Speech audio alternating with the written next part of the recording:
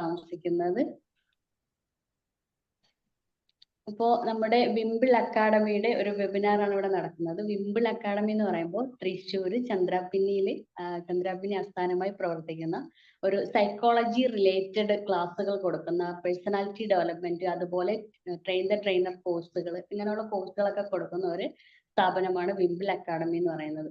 വിംബിൾ അക്കാഡമിയുടെ founder mister Faisal CA അദ്ദേഹമാണ്. അപ്പോൾ അദ്ദേഹം ഒരു സൈക്കോളജിസ്റ്റ്, അതുപോലെ മാസ്റ്റർ ട്രെയിനർ, കൗൺസിലർ ഒക്കെയാണ്. ഒപ്പം ഞങ്ങളെപ്പോലെ ഒരുപാട് ആളുകളെ ഈ ട്രെയിൻ ദ ട്രെയിനർ കോഴ്സിലൂടെ ഒരു ട്രാൻസ്ഫോർമേഷൻ ഉണ്ടാക്കിയിട്ട് ഞങ്ങൾക്ക് തന്നെ ഒരു പ്ലാറ്റ്ഫോം തുറന്നു തന്നിരിക്കുകയാണ് സാർ. അപ്പൊ അത്രയ്ക്കും നല്ലൊരു വ്യക്തിത്വമാണ്. ഒരുപാട് ക്ലാസ്സുകൾ കൊടുക്കുകയും ഓരോ സ്ഥാപനങ്ങളിലും കാണാത്തൊരു പ്രത്യേകതയാണ് വിംബിൾ അക്കാഡമിയിൽ ഞാൻ കണ്ടത്. ഒരുപാട് ആൾക്കാർക്ക് അവിടെ തന്നെ പഠിച്ച സ്റ്റുഡന്റിന് അവരുടെ കഴിവിനനുസരിച്ച് ഒരു പ്ലാറ്റ്ഫോം കൊടുക്കുകയാണ് നമ്മുടെ ഫൈസൽ CA സാർ ചെയ്യുന്നത്. വളരെ സ്തുത്യർഹമായ ഒരു കാര്യമാണ്. അതിനോടൊപ്പം തന്നെ ഒരുപാട് ക്ലാസ്സുകൾ, ഇപ്പോ നമ്മുടെ സാറിന്റെ തന്നെ സഹോദര തുല്യനായ ഫ്രണ്ട് മിസ്റ്റർ നിസാം സാറിന്റെ CBT ക്ലാസ്സുകൾ, അതുപോലെ ബാബ സാറിന്റെ AI ക്ലാസ്സുകൾ, ഇവിടത്തെ തന്നെ ട്രെയിൻ ദ ട്രെയിനർ കോഴ്സ് പാസ്സായ ഷീബ മാമിന്റെ ഇംഗ്ലീഷ് ക്ലാസ്സുകൾ, അങ്ങനെ ഒരുപാട് ക്ലാസ്സുകൾ ഇതിനോടകം വിംബിൾ അക്കാഡമി പുറത്തേക്ക് ഇറക്കിയിട്ടുണ്ട്. അതിലൂടെ ഒരുപാട് സ്റ്റുഡന്റ് ഇപ്പോൾ പഠിക്കുകയും അതുപോലെ ഇതിലെ തന്നെ സ്റ്റുഡന്റുകൾ ഒരുപാട് പഠിപ്പിക്കുകയും ഒക്കെ ചെയ്യുന്ന ഒരു പ്ലാറ്റ്ഫോമാണ് നമ്മുടെ വിംബിൾ അക്കാഡമി.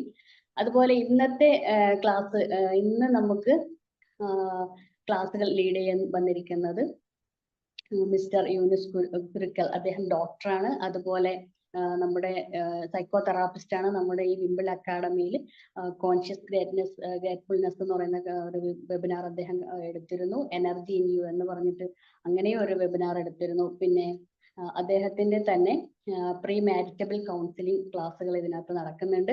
നാളെ മൂന്നാമത്തെ സെഷൻ, മൂന്നാമത്തെ ബാച്ച് സ്റ്റാർട്ട് ചെയ്യാണ്. അപ്പോ സാറ് മാത്രമല്ല, സാർ ഇപ്പോൾ എറണാകുളത്തെ ഒരു ക്ലിനിക്കിൽ അദ്ദേഹം വർക്ക് ചെയ്യുന്നുണ്ട്. അപ്പോൾ ഡോക്ടർ ഇന്നത്തെ സെഷൻ ലീഡ് ചെയ്യുന്നതിന് വേണ്ടിയിട്ട് സാറിനെ ഞാൻ വളരെയധികം ഹൃദ്യമായി സ്വാഗതം ചെയ്യുന്നു. വിംബിൾ അക്കാഡമിയുടെ പേരിലും അതുപോലെ നിങ്ങളുടെ ഓരോരുത്തരുടെ പേരിലും എൻ്റെ വ്യക്തിപരമായ പേരിലും വളരെ ഹാർദവമായി ഡോക്ടറിനെ ഞാൻ ഈ ഒരു വേദിയിലേക്ക്, ഈ ഒരു ഡിജിറ്റൽ പ്ലാറ്റ്ഫോമിലേക്ക് സ്വാഗതം ചെയ്യുന്നു. Sir please welcome. എല്ലാവർക്കും നമസ്കാരം. നമ്മൾ ഇന്ന് കൂടുതൽ സമയം നമ്മൾ ചെലവഴിക്കുന്നില്ല, ഡയറക്റ്റ് ആയിട്ട് തന്നെ നമ്മൾ പോവാം. ഒരുപാട് നന്ദി. നമുക്ക് നല്ലൊരു പ്ലാറ്റ്ഫോം ഉണ്ട് ഇപ്പൊ സംസാരിക്കാൻ. ഇപ്പോ ഇവിടെ സ്വാഗതം ചെയ്ത ആള് പറഞ്ഞ പോലെ തന്നെ നമുക്ക് ഒരുപാട് ടോപ്പിക്കുകൾ ഇവിടെ ഫ്രീ വെബിനാർ ആയിട്ട് തന്നെ നടക്കുന്നുണ്ട്. അതിൽ തന്നെ നല്ല ഡോക്ടേഴ്സ് ആയിട്ടുള്ളവരുണ്ട്, അതുപോലെ തന്നെ നല്ല സൈക്കോ തെറാപ്പിസ്റ്റ്, സൈക്കോളജിസ്റ്റുകൾ, റിസർച്ചേഴ്സ് ഒക്കെ പല രീതിയിൽ ക്ലാസ്സുകൾ ഫ്രീ വെബിനാർ ആയിട്ട് തന്നെ ഒരുപാട് നടക്കുന്നുണ്ട്. പിന്നെ പേയ്മെന്റ് ചെയ്തിട്ട് തന്നെ ചെയ്യുന്നത് തന്നെ വളരെ ചെറിയ പേയ്മെന്റിലൂടെ തന്നെയാണ് പല ക്ലാസ്സുകളും ഇതിൽ ചെയ്യുന്നത്. അപ്പോൾ നല്ലൊരു പ്ലാറ്റ്ഫോമാണ്. നമുക്ക് അറിവുണ്ടാക്കാനും അറിവ് കൊടുക്കാനും ഡിസ്കഷൻസ് നടത്താനും എല്ലാവരും നന്നായിട്ട് ഉപയോഗിക്കുക. നല്ല ഉപയോഗപ്രദമായ പ്ലാറ്റ്ഫോമാക്കി മാറ്റുക. ഓക്കെ, അപ്പൊ ഇന്നത്തെ നമ്മുടെ ടോപ്പിക് കുട്ടികളിൽ സ്മാർട്ട് ഫോൺസ് യൂസ് ചെയ്യുന്നതിനെ കൊണ്ടുള്ള പ്രശ്നങ്ങൾ, അല്ലെങ്കിൽ അത് പ്രശ്നമാണോ എന്നുള്ള ഒരു ചോദ്യവുമായി ബന്ധപ്പെട്ടിട്ടാണ് നമ്മൾ തുടങ്ങുന്നത്. കാരണം നമുക്ക് ക്ലിനിക്കിൽ, ഞാനൊരു ഡോക്ടറാണ്, ജനറൽ മെഡിസിൻ, ഞാൻ യുനാനി ഡോക്ടറാണ്. അപ്പോൾ നമ്മുടെ പല കേസുകളിൽ സൈക്കോളജിയുമായി ബന്ധപ്പെട്ട കേസുകൾ വരാറുണ്ട്, അല്ലെങ്കിൽ സാധാരണ രീതിയിലുള്ള ജനറൽ കേസുകളും വരാറുണ്ട്. ഇവരൊക്കെ എല്ലാവരും ചോദിക്കുന്ന ഒരു പ്രധാനപ്പെട്ട ഒരു ചോദ്യമാണ്, കുട്ടികളിൽ ഈ ഫോൺ കൊടുക്കാണ്ട് നമുക്ക് എന്തേ ചെയ്യാൻ പറ്റും? ഫോൺ കൊടുത്ത് ഒരുപാട് കാലമായി ഫോൺ കൊടുത്തിട്ടുണ്ട്, അപ്പൊ ഇനി നമുക്ക് മാറ്റിയെടുക്കാൻ എന്ത് പറ്റും? കുറെ പ്രശ്നങ്ങളുണ്ട്, വാശി കൂടുതലാണ്, അതൊക്കെ ഫോൺ കൊണ്ടാണോ എന്നുള്ള രീതിയിലുള്ള കുറെ സംശയങ്ങൾ ഉന്നയിക്കാറുണ്ട്.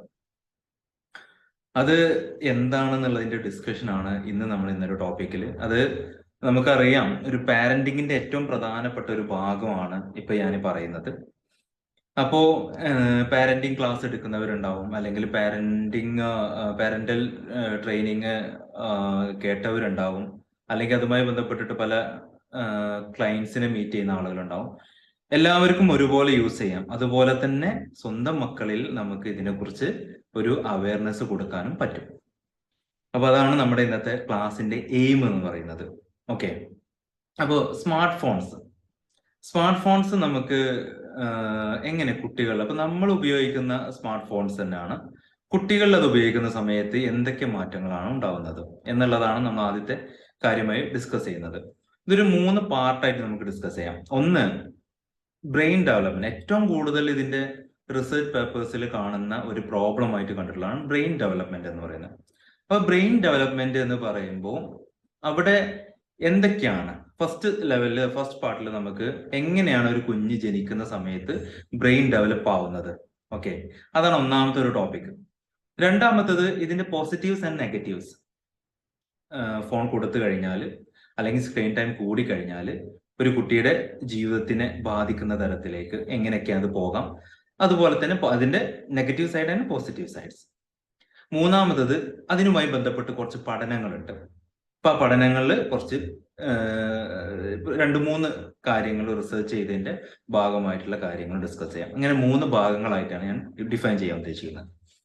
അപ്പൊ ഒന്നാമത്തെ ഭാഗം എന്ന് പറയുന്നത് ഒരു കുഞ്ഞ് ജനിക്കുന്ന സമയത്ത് ആ കുഞ്ഞിന്റെ ബ്രെയിൻ ഡെവലപ്മെന്റ്. ഓക്കെ, ഇപ്പൊ ഹ്യൂമൻ ബ്രെയിൻ എന്ന് പറയുന്നതിനെ പറ്റി നമുക്ക് നമ്മുടേതായ ഒരുപാട് അറിവുകൾ ഉണ്ടാവും. കാരണം ഇപ്പോഴും അതിനെക്കുറിച്ചുള്ള പഠനങ്ങൾ സ്റ്റിൽ നടന്നുകൊണ്ട് തന്നെ ഇരിക്കുകയാണ്. അപ്പൊ ഇതുവരെ കിട്ടിയ പഠനങ്ങൾ പ്രകാരം, അല്ലെങ്കിൽ ഇതുവരെ നമ്മൾ മനസ്സിലാക്കിയത് പ്രകാരം, ഒരു കുഞ്ഞ് ജനിക്കുന്ന സമയത്ത് ഓൾറെഡി പ്രഗ്നന്റ് ആയിരിക്കുന്ന സമയം മുതലേ ബ്രെയിൻ ഡെവലപ്മെന്റ് സ്റ്റാർട്ട് ചെയ്യുന്നുണ്ട്. ആ ബ്രെയിൻ ഡെവലപ്മെന്റ് കുട്ടി ജനിച്ചത് മുതലാണ് കുറച്ചുകൂടെ ഫാസ്റ്റ് അപ്പ് ചെയ്യുന്നത്, ഒന്നുകൂടെ ഫാസ്റ്റ് ആവുന്നത്. അപ്പോൾ ഈ ഫാസ്റ്റ് ആവുക എന്ന് പറയുന്ന സമയത്ത് ഒരു കുട്ടി ബൈ ബർത്തിൽ ജനിക്കുന്ന സമയത്ത് ഏകദേശം 100 ബില്യൺ ബ്രെയിൻ സെൽസ് ഉണ്ട്, ന്യൂറോൺസ് ഉണ്ട് അതിൽ. അപ്പൊ ഈ ന്യൂറോൺസ് എന്ന് പറയുന്നത് നമുക്കറിയാം ഓരോ സെല്ലുകളാണ്, ഓരോ കോശങ്ങളാണ്. അപ്പൊ അതിൽ 100 ബില്യൺ ന്യൂറോൺസ്, ബ്രെയിൻ സെൽസുമായിട്ടാണ് ഒരു കുഞ്ഞ് ജനിക്കുന്നത്. ഈ ന്യൂറോൺസ് തമ്മിൽ കണക്ട് ചെയ്യുന്നതിന്റെ പേരാണ് സിനാപ്സിസ് എന്ന് പറയുന്നത്. ഇതൊക്കെ നമുക്ക് ഒരുവിധം ആളുകൾക്കൊക്കെ അറിയുന്നതാണ്. അറിയാത്തവർക്കായിട്ടുള്ള കുറച്ചുകൂടി ഡീറ്റെയിൽ ചെയ്തിട്ട് ഞാൻ പറയാം.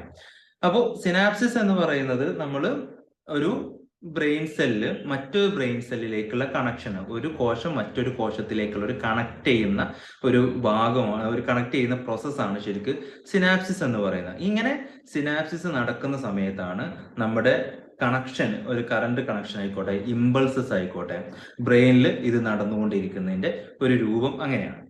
അപ്പൊ അവിടെ നമുക്ക് ബ്രെയിനിന്റെ കണക്ഷൻ ജസ്റ്റ് ഒരു മിനിറ്റ് കാണിച്ചു തരാം.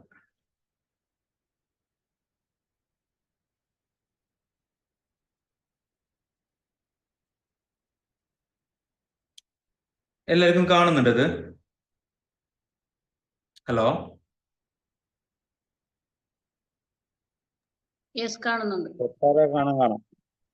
ഓക്കെ. അപ്പൊ ഇത് സിനാപ്സിസ് സ്ട്രക്ചർ എന്ന് പറയുന്നത് ഇത് 2 ന്യൂറോണിന്റെ ഒരു ഭാഗം ആക്സോണും ഒരു ഭാഗം ഡെൻഡ്രൈറ്റ്, അതായത് എന്താണ് ഒരു പാർട്ട് ഡെൻഡ്രൈറ്റിലേക്കാണ്. ഡെൻഡ്രൈറ്റ് എന്ന് പറയുന്നത് ഒരു ടെയിൽ എൻഡും ആക്സോൺ എന്ന് പറയുന്നത് ഒരു ഹെഡിന്റെ ഭാഗമാണ്.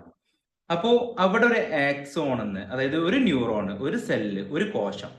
ഓക്കെ, അപ്പൊ ആ ഒരു കോശത്തിന്റെ ഒരു ഭാഗത്ത് നിന്ന് മറ്റൊരു കോശത്തിന്റെ മറ്റൊരു ഭാഗത്തേക്ക് ഒരു കണക്ഷൻ ഉണ്ടാക്കുന്നതിന്റെ പേരാണ് സിനാപ്സിസ് എന്ന് പറയുന്നത്. ന്യൂറോ ട്രാൻസ്മിറ്റിംഗ് ഭാഗം ഒരു ഭാഗത്തുണ്ടാവും, റിസപ്റ്റർ ആയിട്ട് ഒരു ഭാഗത്തുണ്ടാവും. ഓക്കെ, അപ്പോ ഇതിനാണ് ശരിക്ക് സിനാപ്സിസ് എന്ന് പറയാം. അപ്പൊ സ്ട്രക്ചർ ഓഫ് ഒരു സിനാപ്സിസ് നമുക്ക് മനസ്സിലാകാൻ വേണ്ടിയിട്ടാണ് ഇങ്ങനെ ഒരു സ്ട്രക്ചർ ഞാൻ കൊടുത്തത്. പക്ഷെ അവിടെ നമുക്ക് കുറച്ചും കൂടെ മനസ്സിലാക്കാനുള്ള ഒരു ഫോട്ടോ ഞാൻ കാണിച്ചു തരാം. ഓക്കെ, ഇങ്ങനെ ഒരു ന്യൂറോണ് മറ്റൊരു ന്യൂറോണിലേക്കുള്ള ഒരു കണക്ഷന്, അവിടെ ഒരു അയോൺസ് തമ്മിലുള്ള ഒരു കൈമാറ്റം നടക്കുന്നുണ്ട്, അവിടെ കറണ്ട് കൈമാറുന്നുണ്ട്, ഒരുപാട് ഇമ്പൾസസ് അതിലൂടെ കൈമാറുന്നുണ്ട്. അങ്ങനെ ഒന്നിലേക്ക് ട്രാൻസ്ഫോം ചെയ്യുന്ന ഒരു രീതിയാണ് സിനാപ്സിസ്. അത് കണക്ട് ചെയ്യുന്ന രീതിയാണ് സിനാപ്സിസ് എന്ന് പറയുന്നത്. അപ്പോൾ നമ്മൾ പറഞ്ഞ പോലെ അവിടെ ഒരു 100 ബില്യൺ സെൽസുമായിട്ടാണ് ഒരു കുഞ്ഞ് ജനിക്കുന്നത്. ഈ കുഞ്ഞ് ജനിക്കുന്ന സമയത്ത് ഇതിലെല്ലാത്തിലും ഇതേപോലത്തെ കണക്ഷൻസ് ആണ്. ഓരോ സെല്ലിലും ഏകദേശം 7000-ൽ കൂടുതൽ, ഏകദേശം 7000-ൽ കൂടുതൽ സിനാപ്റ്റിക് കണക്ഷൻസ് ഉണ്ട് എന്നാ പറയുന്നത്. ഇത് ഇത്രയും കാര്യങ്ങൾ മനസ്സിലായി. ഇതൊരു ബേസിക് ആയ ഒരു കാര്യമാണ് ഞാൻ പറയുന്നത്. ഇനി ബാക്കി കാര്യങ്ങൾ എന്താണെന്ന് വെച്ച് കഴിഞ്ഞാൽ, ഒരു കുഞ്ഞ് ജനിക്കുന്ന സമയത്ത് ഈ സിനാപ്റ്റിക് കണക്ഷൻസും ഈ സെല്ലുകളും ഇതൊക്കെയാണ് ഒരു ബ്രെയിൻ ഡെവലപ്മെന്റിന്റെ ഭാഗമായിട്ട് വരുന്നത്.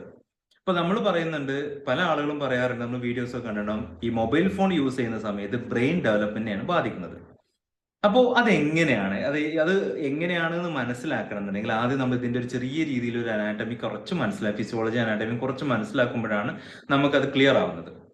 അപ്പോൾ ഇങ്ങനെ ഈ ഒരു 3 വയസ്സാകുന്ന സമയത്ത്, അതായത് ജനിച്ച് ഉടനെ തന്നെ ഈ സിനാപ്റ്റിക് ചേഞ്ചസും കണക്ഷൻസും ഒക്കെ വരുന്നുണ്ട്. 3 വയസ്സൊക്കെ ആകുന്ന സമയത്ത് ഏകദേശം 80% ഈ കണക്ഷൻസ് ക്ലിയർ ആയി തുടങ്ങി എന്നുള്ളതാണ്. ഓക്കെ. അതുപോലെ തന്നെ ഈ ബ്രെയിൻ ഡെവലപ്മെന്റ് ഏകദേശം ഇതിന്റെ ഒരു ന്യൂറോൺസും അതിന്റെ ഡെവലപ്മെന്റ്സും ബ്രെയിനിന്റെ സ്ട്രക്ചറും ഇതെല്ലാം ഏകദേശം 5 വയസ്സാവുന്ന സമയത്ത് 90% ഇതിന്റെ കംപ്ലീറ്റ് ഡെവലപ്മെന്റിലോട്ട് എത്തും എന്നുള്ളതാണ് പഠനങ്ങൾ. അത് ഏകദേശം 5 വയസ്സാവുന്നതോടെ ഏകദേശം ബ്രെയിനിന്റെ കണക്ഷൻസും ബ്രെയിനിന്റെ ഡെവലപ്മെന്റ്സും ഒക്കെ ആയി തുടങ്ങി എന്നുള്ളതാണ്. അപ്പോൾ നമുക്ക് ഇത് കേട്ടാൽ തന്നെ മനസ്സിലാവും എന്തൊക്കെ പ്രശ്നങ്ങൾ ഉണ്ടാവാൻ സാധ്യതകളുണ്ട്, അല്ലെ? ശരിക്കും പാരന്റിങ് എന്ന് പറയുന്ന സമയത്ത് നമ്മൾ ഒരുപാട് കാര്യങ്ങൾ പറയാറുണ്ട്. കുട്ടികൾക്ക് അങ്ങനെ സംസാരിക്കാൻ പാടില്ല. കുട്ടികൾ നമ്മളെ പാരന്റ്സ് തമ്മിൽ ഫൈറ്റ് ഉണ്ടായി കഴിഞ്ഞാൽ, ഭയങ്കര ഒച്ചപ്പാടുണ്ടായി കഴിഞ്ഞാൽ, അല്ലെങ്കിൽ ഭയങ്കര വഴക്കുണ്ടായി കഴിഞ്ഞാൽ അത് കുട്ടികളെ ഭയങ്കരമായ മോശം രീതിയിൽ ഇമ്പാക്ട് ചെയ്യാറുണ്ട്. ഇതൊക്കെ എങ്ങനെയാണെന്നുള്ളത് നമ്മൾ ജസ്റ്റ് പറയാം. അതായത് നേരത്തെ പറഞ്ഞ പോലെ ഈ സിനാപ്സിസ് ഉണ്ടല്ലോ, ഈ കണക്ഷൻ ഉണ്ടല്ലോ, ഒരു ന്യൂറോൺ തമ്മിൽ മറ്റൊരു ന്യൂറോണിലേക്കുള്ള കണക്ഷൻസ് ഡെവലപ്പ് ആവുകയും അത് നല്ല ക്വാളിറ്റി ആയ ഒരു സ്ട്രോങ് ഫൗണ്ടേഷൻസ് ഉണ്ടാക്കുന്നതിനും ഏറ്റവും പ്രധാനമായിട്ടുള്ള ഒരു കാര്യം എന്ന് പറയുന്നത് എക്സ്പീരിയൻസസ് ആണ്. അതായത് കുഞ്ഞ് എക്സ്പീരിയൻസ് ചെയ്യുന്ന കാര്യങ്ങളാണ് നല്ല ന്യൂറോൺ, നല്ല സിനാപ്സിസ് കണക്ഷൻസ്, നല്ല ബ്രെയിനിന്റെ ഡെവലപ്മെന്റ്സ് നല്ലൊരു സ്ട്രോങ് ഫൗണ്ടേഷൻ ആക്കി ഉണ്ടാക്കുന്നതിൽ ഏറ്റവും പ്രധാനമായി പങ്കുവഹിക്കുന്ന ഒരാൾ. അപ്പൊ ഈ എക്സ്പീരിയൻസസ് എന്ന് പറയുന്നതിൽ എന്തൊക്കെയുണ്ട്? ഒരു കുഞ്ഞ് ജനിച്ച് കുഞ്ഞ് കരയുന്നത്, കുഞ്ഞിന്റെ ലാംഗ്വേജസ്, കുഞ്ഞിന്റെ ഇമോഷൻസ്, സോഷ്യൽ ആയുള്ള കാര്യങ്ങൾ, ആളുകൾ സംസാരിക്കുന്നത്, ശബ്ദത്തിൽ കൂടുതൽ സംസാരിച്ച് കുട്ടിനെ പേടിപ്പിക്കുന്നത്, അല്ലെങ്കിൽ അതുമായി ബന്ധപ്പെട്ടുള്ള കാര്യങ്ങളിൽ നിന്ന് തുടങ്ങിയിട്ട് ഒരു കുട്ടി ഒരു 2 വയസ്സ് 3 വയസ്സൊക്കെ ആകുന്ന സമയത്ത് സംസാരിക്കുന്ന ഒരു പ്രായമാവുന്ന സമയത്ത് നമ്മൾ പറയുന്ന കാര്യങ്ങൾ, നമ്മൾ സംസാരിക്കുന്ന വഴികൾ, ഒരു ഹസ്ബൻഡ് ആൻഡ് വൈഫ്, അച്ഛനും അമ്മയും സംസാരിക്കുന്നത്, അല്ലെങ്കിൽ ഏട്ടനനിയന്മാരുണ്ടെങ്കിൽ അവർ തമ്മിലുള്ള ഇഷ്യൂസ്, അല്ലെങ്കിൽ ഇവിടെ ഏറ്റവും കൂടുതൽ പോസിറ്റീവായിട്ട് അതിനെ ബാധിക്കുന്നതെന്ന് പറഞ്ഞാൽ നല്ല രീതിയിൽ ലവ്, അഫെക്ഷൻ, കെയർ, ഈ രീതിയിലാണ് കുട്ടിക്ക് നല്ല എക്സ്പീരിയൻസ് ഉണ്ടാവുന്നതെങ്കിൽ നല്ല രീതിയിലുള്ള ബ്രെയിൻ ഡെവലപ്മെന്റ്സ് ഉണ്ടാവുകയും, നേരെ മറിച്ച് ഫൈറ്റും ഇതുപോലുള്ള നെഗറ്റീവ് ഇമ്പാക്റ്റ് ആണ് കുട്ടികൾക്ക് ഉണ്ടാവുന്നതെങ്കിൽ ഈ ഒരു മാക്സിമം ഫ്രജൈൽ ആയിട്ടുണ്ടാകുന്ന ഏറ്റവും മോശമായിട്ടുള്ള ഒരു ഡെവലപ്മെന്റും ആയിരിക്കും ബ്രെയിൻ ഉണ്ടാവുന്നത്. ഇതാണ് ഇതിന്റെ ഒരു ബേസിക് ആയിട്ടുള്ള ഒരു കാര്യം എനിക്ക് പറയാനുള്ളത്. അപ്പോൾ അവിടെ ഒരു കാര്യം നമുക്ക് ഡീറ്റെയിൽ ചെയ്യാനുള്ളത്, ബ്രെയിൻ ഡെവലപ്മെന്റ്സിന്റെ ഏറ്റവും പ്രധാനമായുള്ള ഒരു സമയമാണ് ഒരു 3 വയസ്സ് എന്ന് പറയുന്നത്. ഏകദേശം ഒരു 8 മാസം മുതൽ തന്നെ കോഗ്നിഷൻ, കുട്ടികളുടെ ചിന്തകൾ ചെറിയ രീതിയിൽ സ്റ്റാർട്ട് ചെയ്തു തുടങ്ങും. 3 വയസ്സൊക്കെ ആവുന്ന സമയത്ത് ഏകദേശം കുട്ടികൾ അതിനെ ചോദ്യം ചെയ്തു തുടങ്ങുകയും നമ്മൾ പറയുന്ന കാര്യങ്ങളൊക്കെ മനസ്സിലാക്കി നന്നായിട്ട് ഇമിറ്റേറ്റ് ചെയ്യുകയൊക്കെ ചെയ്യുന്നുണ്ട്. അപ്പൊ ഇവിടെ ഈ എക്സ്പീരിയൻസസ് കുട്ടികളുടെ ബ്രെയിനിന് ഇത്രത്തോളം കാര്യങ്ങൾ ഉണ്ടാക്കുമെങ്കിൽ നമുക്ക് മനസ്സിലാക്കാം, ഒരു മൊബൈൽ ഫോൺ അവിടെ കൊണ്ടുവന്ന് വെച്ച് കഴിഞ്ഞാൽ, റിയാലിറ്റിയും വിർച്വൽ റിയാലിറ്റിയും തമ്മിലുള്ള ഒരു ഡിഫറൻസ് കുട്ടികൾക്ക് മനസ്സിലാക്കാൻ പറ്റുമോ എന്നുള്ളത് നമുക്കിപ്പോൾ ആലോചിച്ചാൽ മനസ്സിലാവും, അല്ലെ? കാരണം ഞാൻ മുമ്പുള്ള ക്ലാസ്സുകളിലൊക്കെ ഞാൻ പറയാറുണ്ട്, ഒരു കുഞ്ഞിനോട് ഒരു ബോട്ടിൽ വെള്ളം കുട്ടി എടുക്കുന്ന സമയത്ത് നമ്മൾ പറയാണ് ആ വെള്ളം എടുക്കരുത്. നമ്മൾ കൊടുക്കുന്ന കമാൻഡ് എന്ന് പറയുന്നത് ആ വെള്ളം എടുക്കരുത് എന്നാണ്.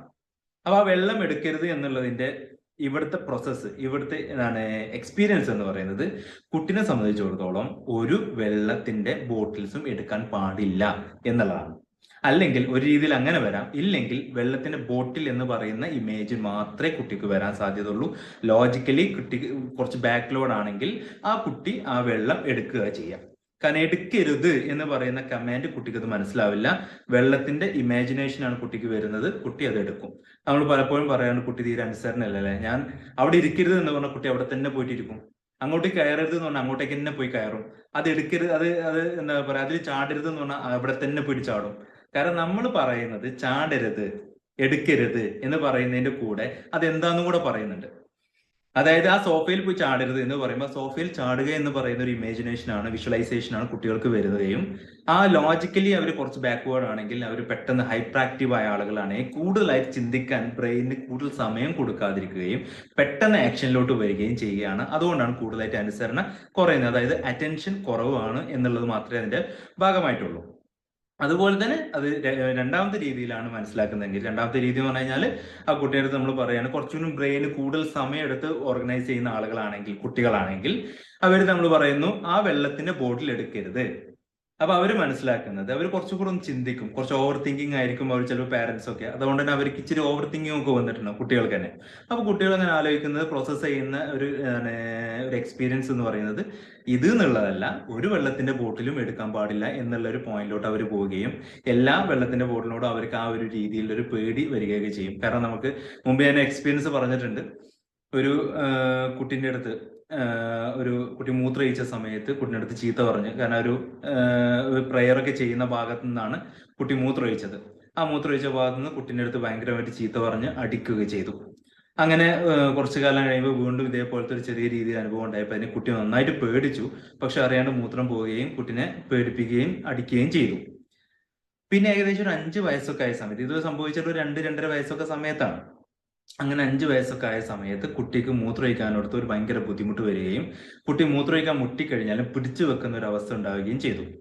അങ്ങനെ നമ്മുടെ അടുത്ത് കൺസൾട്ടിങ് വന്ന സമയത്ത് ഇങ്ങനെയാണ് പറഞ്ഞത്, ഒരു കുട്ടി തീരെ മൂത്രമൊഴിക്കുന്നില്ല, മസിൽസിന് ഭയങ്കര ഒരു ഫ്രെജിലിറ്റി വന്നിട്ടുണ്ട്, ഒരു എന്താണ് ഭയങ്കര പ്രശ്നം വന്നിട്ടുണ്ടെന്ന് സ്കാനിങ് കാണിച്ചിരുന്നു. അപ്പൊ ഇനി എന്താ ചെയ്യാൻ പറ്റുമെന്ന് ചോദിച്ചു. അപ്പൊ ഞാൻ അതിന്റെ ഹിസ്റ്ററി ഒരുപാട് എടുക്കുമ്പോഴും നമുക്ക് ഹിസ്റ്ററി കിട്ടിയിട്ടുണ്ടായിരുന്നില്ല. പിന്നെയും ചെറിയ പ്രായത്തിലോട്ട് ഹിസ്റ്ററി ഇങ്ങനെ കുറെ ചോദിച്ചപ്പോഴാണ് ഇവർ ഇങ്ങനെ ഒരു അനുഭവം ഉണ്ടായെന്ന് പറഞ്ഞത്.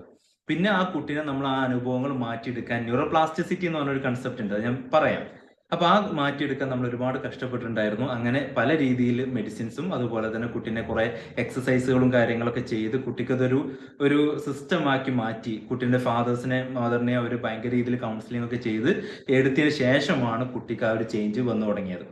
അപ്പോ കുട്ടികൾ ഇത് എങ്ങനെ മനസ്സിലാക്കുന്നു എന്നുള്ളതിനനുസരിച്ചാണ് അവരുടെ എക്സ്പീരിയൻസ്. ആ എക്സ്പീരിയൻസ് സ്ട്രോങ് ആണെങ്കിൽ അവരെന്തായിരിക്കും, നല്ല രീതിയിൽ അവരെ ബ്രെയിൻ ഡെവലപ്മെന്റ് നടക്കും. അതുകൊണ്ടാണ് ഇന്ന് പാരന്റിങ്ങിൽ എപ്പോഴും എല്ലാ ആളുകളും പറയുന്ന സ്ഥിരമായിട്ടൊരു കാര്യം പറയാറുണ്ട്, ഒരിക്കലും ഒരു 5 വയസ്സുള്ള ഒരു കുട്ടിനോട് 20 വയസ്സിലോ 25 വയസ്സിലോ ഉള്ള ഞാൻ ചിന്തിക്കുന്ന പോലെ അവരത് പ്രതീക്ഷിക്കരുത് എന്ന് പറയുന്നത്. കാരണം അവര് ചിന്തകൾ എങ്ങനെയാണെന്നുള്ളത് നമുക്ക് കൃത്യമായിട്ട് മനസ്സിലാക്കണം. ആ ചിന്തയിൽ ഇരുന്നിട്ടായിരിക്കണം നമ്മൾ ഇത് കേൾക്കേണ്ടതും ഇത് മനസ്സിലാക്കേണ്ടതും. ഓക്കെ, അപ്പൊ നമ്മൾ പറയാറുണ്ടല്ലേ, ഫോൺ കൊടുത്തു കഴിഞ്ഞാൽ കുട്ടി നന്നായിട്ട് വായിക്കുന്നുണ്ട്, നന്നായിട്ട് പഠിക്കുന്നുണ്ട്. അപ്പൊ ഇതിന്റെ ഒരുപാട് പോസിറ്റീവ് വശങ്ങൾ വേറെയുണ്ട്, ബെനിഫിറ്റ്സ് വേറെയുണ്ട്, നെഗറ്റീവ്സും ഉണ്ട്. അപ്പൊ ഇത് നെഗറ്റീവ്സിലോട്ട് പോകാൻ സാധ്യതയുള്ള കുട്ടികൾ എങ്ങനെയാണെന്നുള്ളതും പോസിറ്റീവിലേക്ക് പോകാനുള്ള സാധ്യതകൾ എങ്ങനെയുള്ളതും എന്നാണ് ഇനി രണ്ടാമത്തെ നമ്മൾ കാര്യം പറയുന്നത്.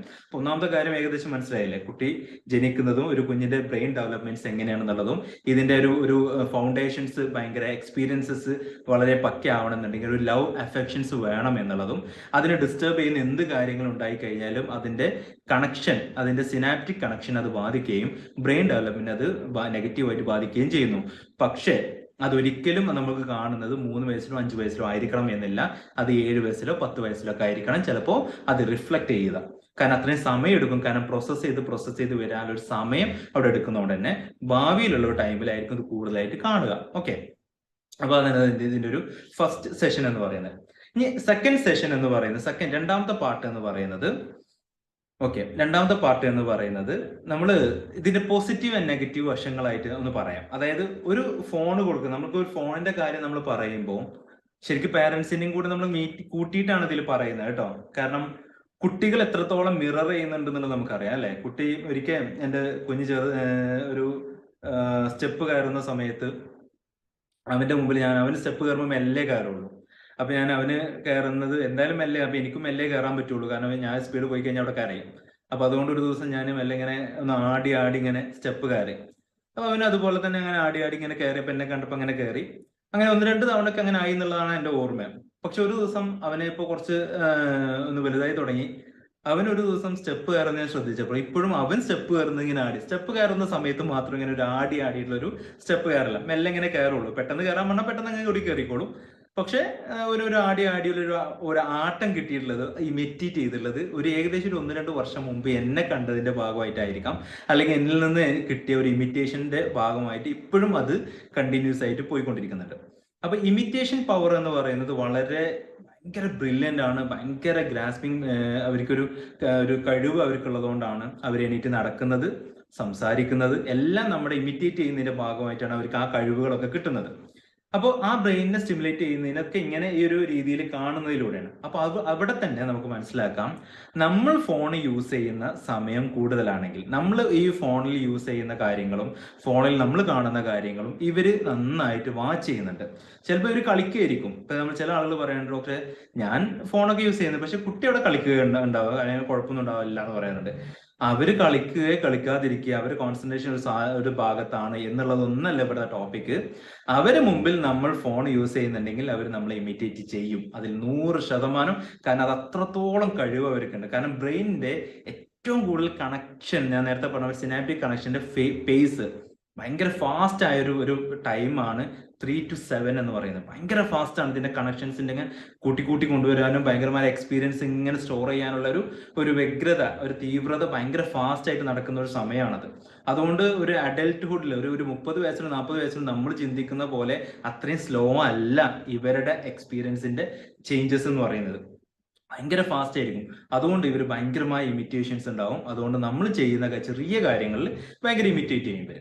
അപ്പൊ അത് എല്ലാവരും ശ്രദ്ധയിൽ ഉണ്ടാവണം, എല്ലാവരും ഓർമ്മയിൽ ഉണ്ടാവണം. കാരണം പാരന്റ്സിനെ പറ്റിയിട്ട് ഞാൻ കൂടുതൽ പറയുന്നില്ല. അപ്പൊ അവിടെ നമ്മുടെ ഒരു രീതി, നമ്മളൊരു റീസൺ ആണ് എന്നുള്ളതാണ് ഞാൻ ഫസ്റ്റ് പറഞ്ഞു വെക്കുന്നത്.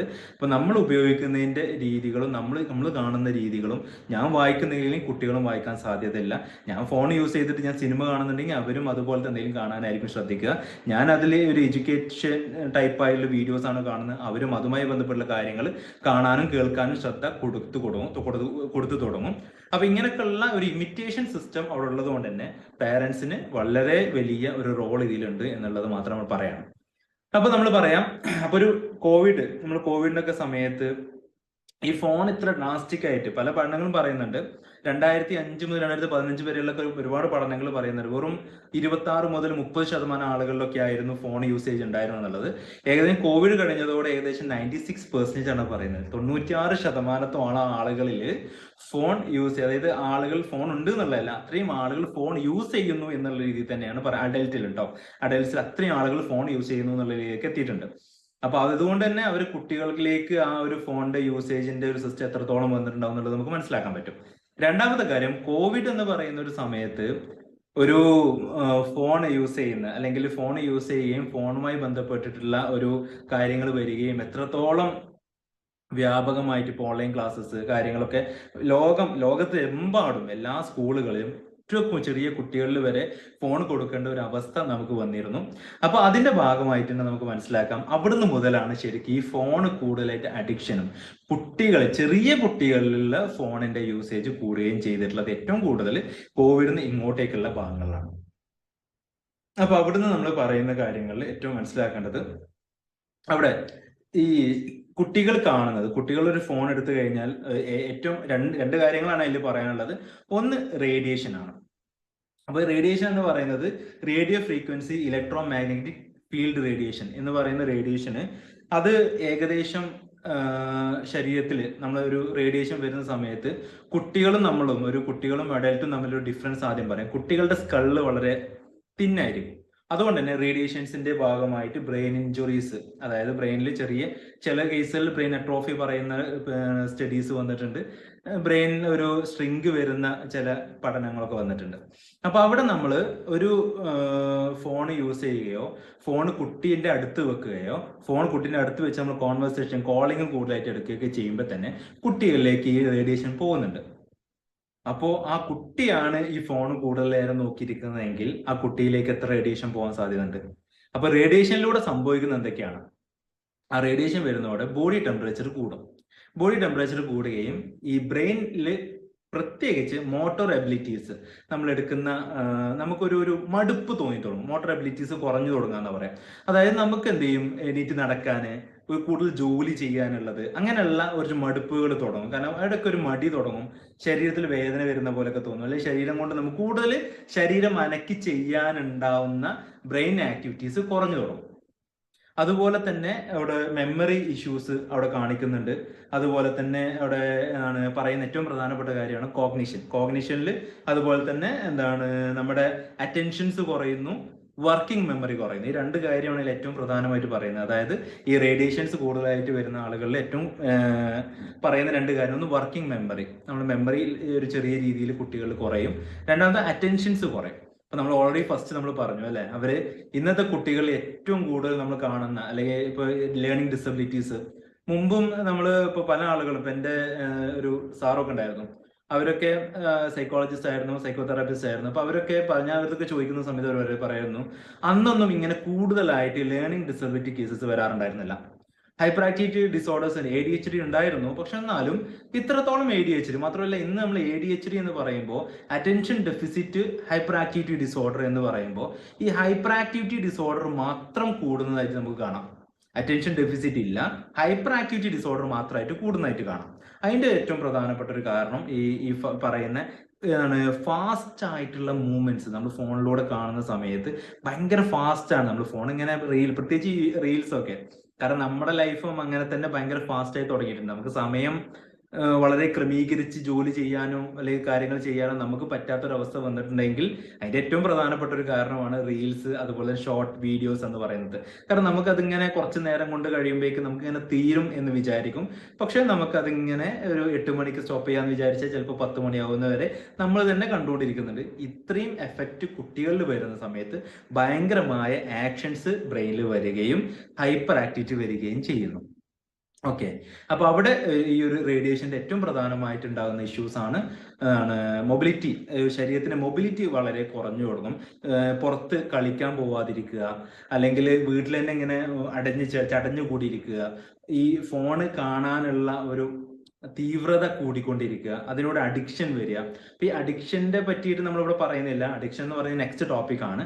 അഡിക്ഷൻ അല്ലാതെ തന്നെ സ്ഥിരമായിട്ട് കാണുക, ഒരു 2 മണിക്കൂറൊക്കെ വെച്ച് ഡെയിലി ഫോൺ യൂസ് ചെയ്യുക, പുറത്തൊക്കെ പോകുമ്പോൾ ഫോൺ യൂസ് ചെയ്യുക, കാറിൽ ഇരിക്കുമ്പോൾ ഫോൺ യൂസ് ചെയ്യുക, ടോയ്ലറ്റിൽ ഇരിക്കുന്ന സമയത്ത് ഫോൺ യൂസ് ചെയ്യുക. ഇങ്ങനെ ഫോൺ യൂസ് ചെയ്യുന്ന സമയത്ത് ഇതിന്റെ റേഡിയേഷൻസ് നമ്മുടെ ശരീരത്തിൽ വളരെ വലിയ ഇമ്പാക്റ്റ് ഉണ്ടാക്കുന്നുണ്ട്. അതുപോലെ തന്നെ ബ്രെയിനിന്റെ ടെമ്പറേച്ചർ വളരെ കൂട്ടും എന്നുള്ളതാണ് ശരിക്കും റേഡിയോ ഫ്രീക്വൻസി ചെയ്യുന്നത്. മൊബൈലിന്റെ റേഡിയോ ഫ്രീക്വൻസീസ് ഏകദേശം നല്ല രീതിയിൽ തന്നെ ബ്രെയിനിന്റെ ടെമ്പറേച്ചർ കൂട്ടുകയും ബ്രെയിൻ അട്രോഫി, സർക്കുലേറ്ററി ഇഷ്യൂസ് ഉണ്ടാക്കുകയും ചെയ്യുന്നു എന്നുള്ള പഠനങ്ങളും ഉണ്ട്, പ്രത്യേകിച്ച് കുട്ടികളിൽ. അങ്ങനെ ഉണ്ടാകുന്ന സമയത്ത് അവിടെ ഏറ്റവും കൂടുതൽ ബാധിക്കുന്നത് കോഗ്നിഷൻ ആണ്. കുട്ടികളുടെ സ്കിൽസ് ഡെവലപ്പ് ചെയ്യുകയും ടാലന്റ് ഡെവലപ്പ് ചെയ്യുകയും ചെയ്യുന്ന ഭാഗങ്ങളിലാണ് ഇതിൽ ഏറ്റവും കൂടുതൽ പ്രശ്നം ഉണ്ടാക്കുക. അതുകൊണ്ട് തന്നെ ഇനി വരുന്ന ഒരു ജനറേഷനിൽ നമുക്ക് കുട്ടികൾ അവിടെ ഒരു എന്താ പറയുക, നല്ലൊരു സ്പേസിൽ പോയിട്ട് ഒരു വർക്ക് പ്ലേസിലോ ഒരു ജോബിലൊക്കെ അല്ലെങ്കിൽ സ്കൂളിലൊക്കെ നന്നായിട്ട് പെർഫോം ചെയ്യാൻ കഴിയുക എന്ന് പറയുന്ന ഒരു ക്വാളിറ്റി കുറഞ്ഞു വരുന്നതായിട്ട് നമുക്ക് കാണാം. കാരണം ലേണിംഗ് ഡിസബിലിറ്റീസിന്റെ ഏറ്റവും പ്രധാനപ്പെട്ട ഭാഗം ഡിസ്ലെക്സിയ, ഹൈപ്പർ ആക്ടിവിറ്റി, ഒരുപാട് കേസുകൾ നമുക്ക് വരുന്നുണ്ടെങ്കിലും ഇതിലൊന്നും പെടാത്ത, ഒന്നിനോടും ഇഷ്ടം തോന്നാത്ത ചില ആളുകളും ഈ ലേണിംഗ് ഡിസബിലിറ്റി ഇഷ്യൂസ് ആയിട്ട് നമ്മൾ അതിൻ്റെ അടുത്തോട്ട് വരാറുണ്ട്. അപ്പൊ അവിടെ നമുക്ക് ഇതിന്റെ ഒക്കെ ഒരു സിസ്റ്റം ഒരു ഓർഗനൈസ് ചെയ്യുകയും സാറിന് നെറ്റ്വർക്ക് ഇഷ്യൂ എന്നുള്ളത് ഇടയ്ക്കിടയ്ക്ക് നിന്ന് പോകുന്നുണ്ടല്ലോ. കേൾക്കുന്നില്ല? ഇടയ്ക്കിടയ്ക്ക് സ്റ്റില്ലായി പോകുന്നുണ്ട്.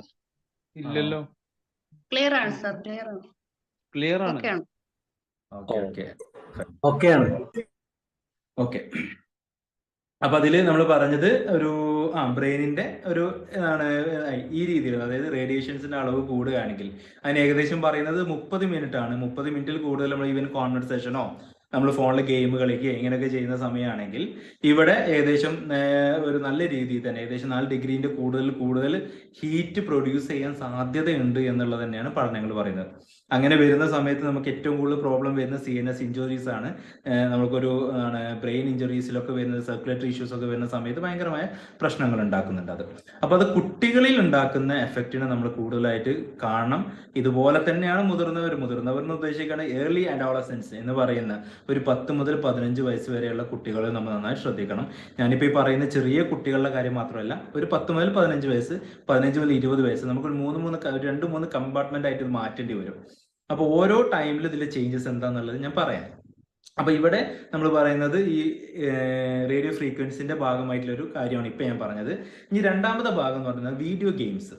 അതായത് കൂടുതൽ പല ജേർണലുകളിലും പറയുന്നുണ്ട്, അത് പലതും ബിലീഫ് സിസ്റ്റംസ് ആണ്, അല്ലെങ്കിൽ ചില അനുമാനങ്ങളാണ്, ഒന്നും കൃത്യമായിട്ടൊരു സ്റ്റഡീന്റെ ഭാഗമായിട്ട് നടന്നൊന്നല്ല. അങ്ങനെ സ്റ്റഡീസിന്റെ ഭാഗമായിട്ട് നടന്നതിൽ ഈ വീഡിയോ കാണുകയും കാർട്ടൂൺസ് കാണുക ഇങ്ങനെയൊക്കെ ചെയ്യുന്നതിനേക്കാളും കൂടുതലായിട്ട് വയലൻസ്, ഡിപ്രഷൻസ് അല്ലെങ്കിൽ ഹൈപ്പർ ആക്ടിവിറ്റി കൂടുന്നത് ഏറ്റവും കൂടുതൽ കാണുന്നത് വീഡിയോ ഗെയിംസ് കളിക്കുന്നതിലാണ്.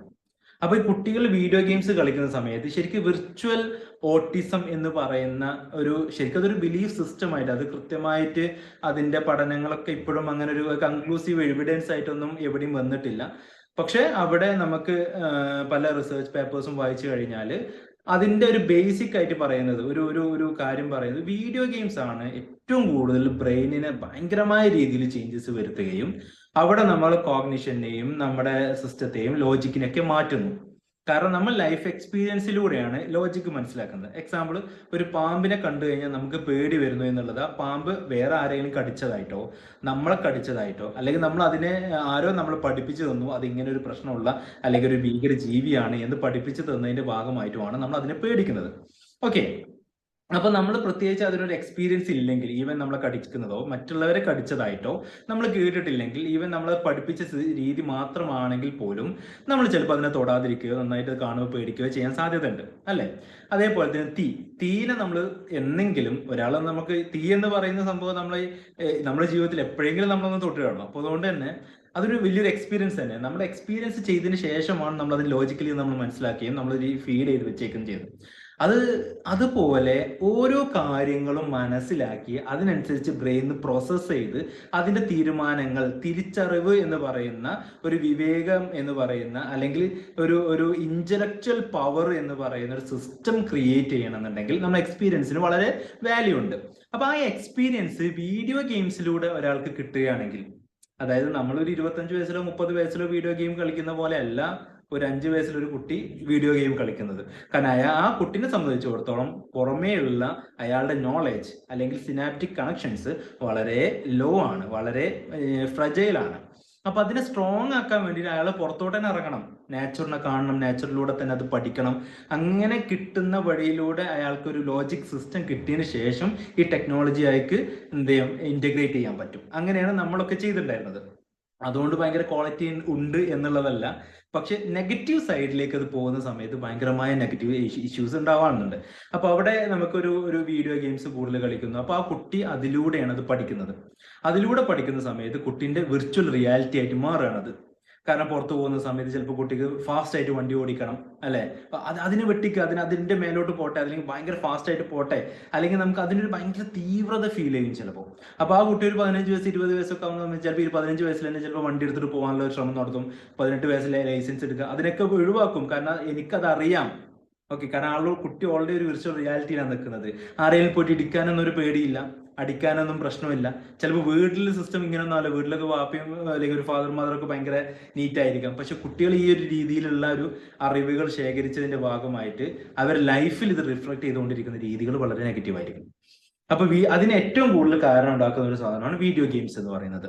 അപ്പൊ അവിടെ എന്താണ്, വീഡിയോ ഗെയിംസ് ചെറിയ കുട്ടികളിൽ നിന്ന് ഒരിക്കലും വീഡിയോ ഗെയിംസ് യൂസ് ചെയ്യാൻ പാടില്ല. ഏറ്റവും ബെറ്റർ, അവർക്ക് ഏറ്റവും നല്ലത് ഒരു TV ഇട്ട് കൊടുക്കാം.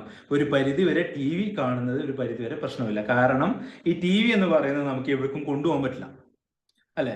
TV എന്ന് പറയുന്നത് അവരുടെ ബ്രെയിനിൽ അത് ഫിക്സ് ആയിട്ടുണ്ടാവും. വീട്ടിൽ ഇന്ന റൂമിൽ മാത്രമേ ഇത് കാണാൻ കിട്ടുള്ളൂ. പുറത്ത് പോകുന്ന സമയത്ത് TV കിട്ടില്ല, പുറത്ത് കളിക്കാൻ പോകുന്ന സമയത്ത് TV ഇല്ല, ഭക്ഷണം കഴിക്കുന്ന സമയത്ത് TV ഇല്ല. കാരണം അടുക്കളയിൽ നിന്ന് ഭക്ഷണം കഴിക്കുക, അവിടെ TV ഇല്ല. അപ്പൊ ഈ TV എന്ന് പറയുന്ന സാധനം ഇന്ന സ്ഥലത്ത് പോയാൽ മാത്രം കിട്ടുന്ന ഒരു സാധനം ആയതുകൊണ്ട് തന്നെ അത് അവിടെ പോകുമ്പോൾ മാത്രമേ കുട്ടിക്ക് ഓർമ്മയിൽ ഉണ്ടാവുള്ളൂ. ഇത് എന്താണ് എൻ്റെ കുട്ടികളിലൊക്കെ ഞാൻ എക്സ്പീരിയൻസ് ചെയ്തൊരു കാര്യമാണ്. അതുകൊണ്ടാണ് ഞാൻ ഇത്ര ഡീറ്റെയിൽ ഇത് പറയുന്നത്. അത് നമുക്ക് സ്റ്റോപ്പ് ചെയ്യാനും അതിനെ മാറ്റിയെടുക്കാനൊക്കെ സിമ്പിളാണ്. ഫോണിൽ നിന്ന് TV-യിലോട്ട് അതിന് ഷിഫ്റ്റ് ചെയ്താൽ മതി. TVന്റെ ടൈം നമുക്ക് ഇങ്ങനെ ഷിഫ്റ്റ് ചെയ്യുക, ഇടയ്ക്കിടയ്ക്ക് കുട്ടിക്ക് പുറത്തോട്ടുള്ള ടൈം കൊടുക്കാം. അപ്പൊ ഇതിന്റെ ഭാഗമായി ഞാൻ പറയാം എന്തൊക്കെ ചെയ്യണം എന്നുള്ളത് ഞാൻ പറയാം. അപ്പൊ ഈ രണ്ട് കാര്യം, വീഡിയോ ഗെയിംസ് അതുപോലെ തന്നെ ഈ റേഡിയോ ഫ്രീക്വൻസി, ഈ രണ്ടുമാണ് ഇതിന്റെ ഏറ്റവും കൂടുതൽ നെഗറ്റീവ് സൈഡ് എന്ന് പറയാനുള്ളത്. അപ്പൊ ഇവിടെ നമുക്ക് പറയാനുള്ളത് ഇതിന് ചേഞ്ചസ് വരുന്നതിന്റെ ഏറ്റവും പ്രധാനപ്പെട്ട ഒരു കാരണം എന്ന് പറയുന്നത്, ഒരു 20 വയസ്സ് ഒരാള്, അപ്പൊ എക്സാമ്പിൾ ഞാൻ പറയാം. എക്സാമ്പിൾ വെച്ചിട്ട് എന്റെ ക്ലിനിക്കൽ എക്സ്പീരിയൻസ് വെച്ചിട്ട് ഞാനൊന്ന് പറയാം. ഒരു 30 വയസ്സുള്ള ഒരാൾ കാണേണ്ട മോട്ടിവേഷൻ, നമ്മൾ ഫെയിൽ ബെറ്റർ എന്നൊക്കെ പറഞ്ഞിട്ട് നമ്മൾ പറഞ്ഞു. ഞാൻ മുമ്പ് ക്ലാസ്സുകളിൽ പറഞ്ഞിട്ടുണ്ട്. ഫെയിൽ ബെറ്റർ എന്നൊക്കെ പറഞ്ഞിട്ട് ഒരുപാട് മോട്ടിവേഷൻ നമ്മൾ കേൾക്കാറുണ്ട് അല്ലെ. അപ്പൊ ഈ മോട്ടിവേഷൻ ഒരിക്കൽ എനിക്കൊരു 8ാം ക്ലാസ്സിലോ 9ാം ക്ലാസ്സിലോ പഠിക്കുന്ന ഒരു കുട്ടിയാണ്.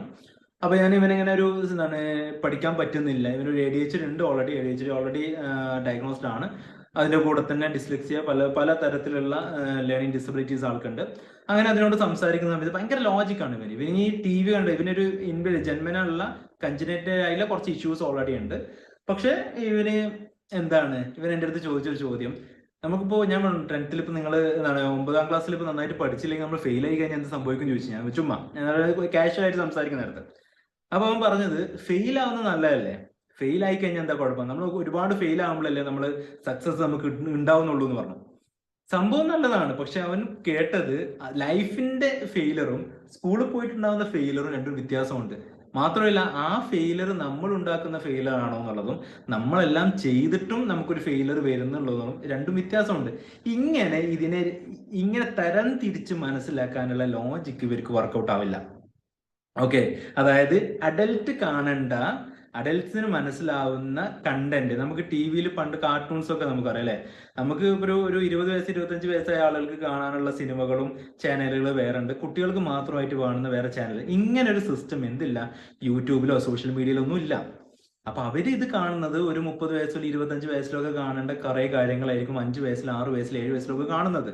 സോ അവിടെ ഭയങ്കരമായ ഒരു ടെക്നോളജിന്റെ ട്രാൻസ്ഫോർമേഷൻ പോലെ തന്നെ നോളേജ് ട്രാൻസ്ഫോർമേഷനും നടക്കും.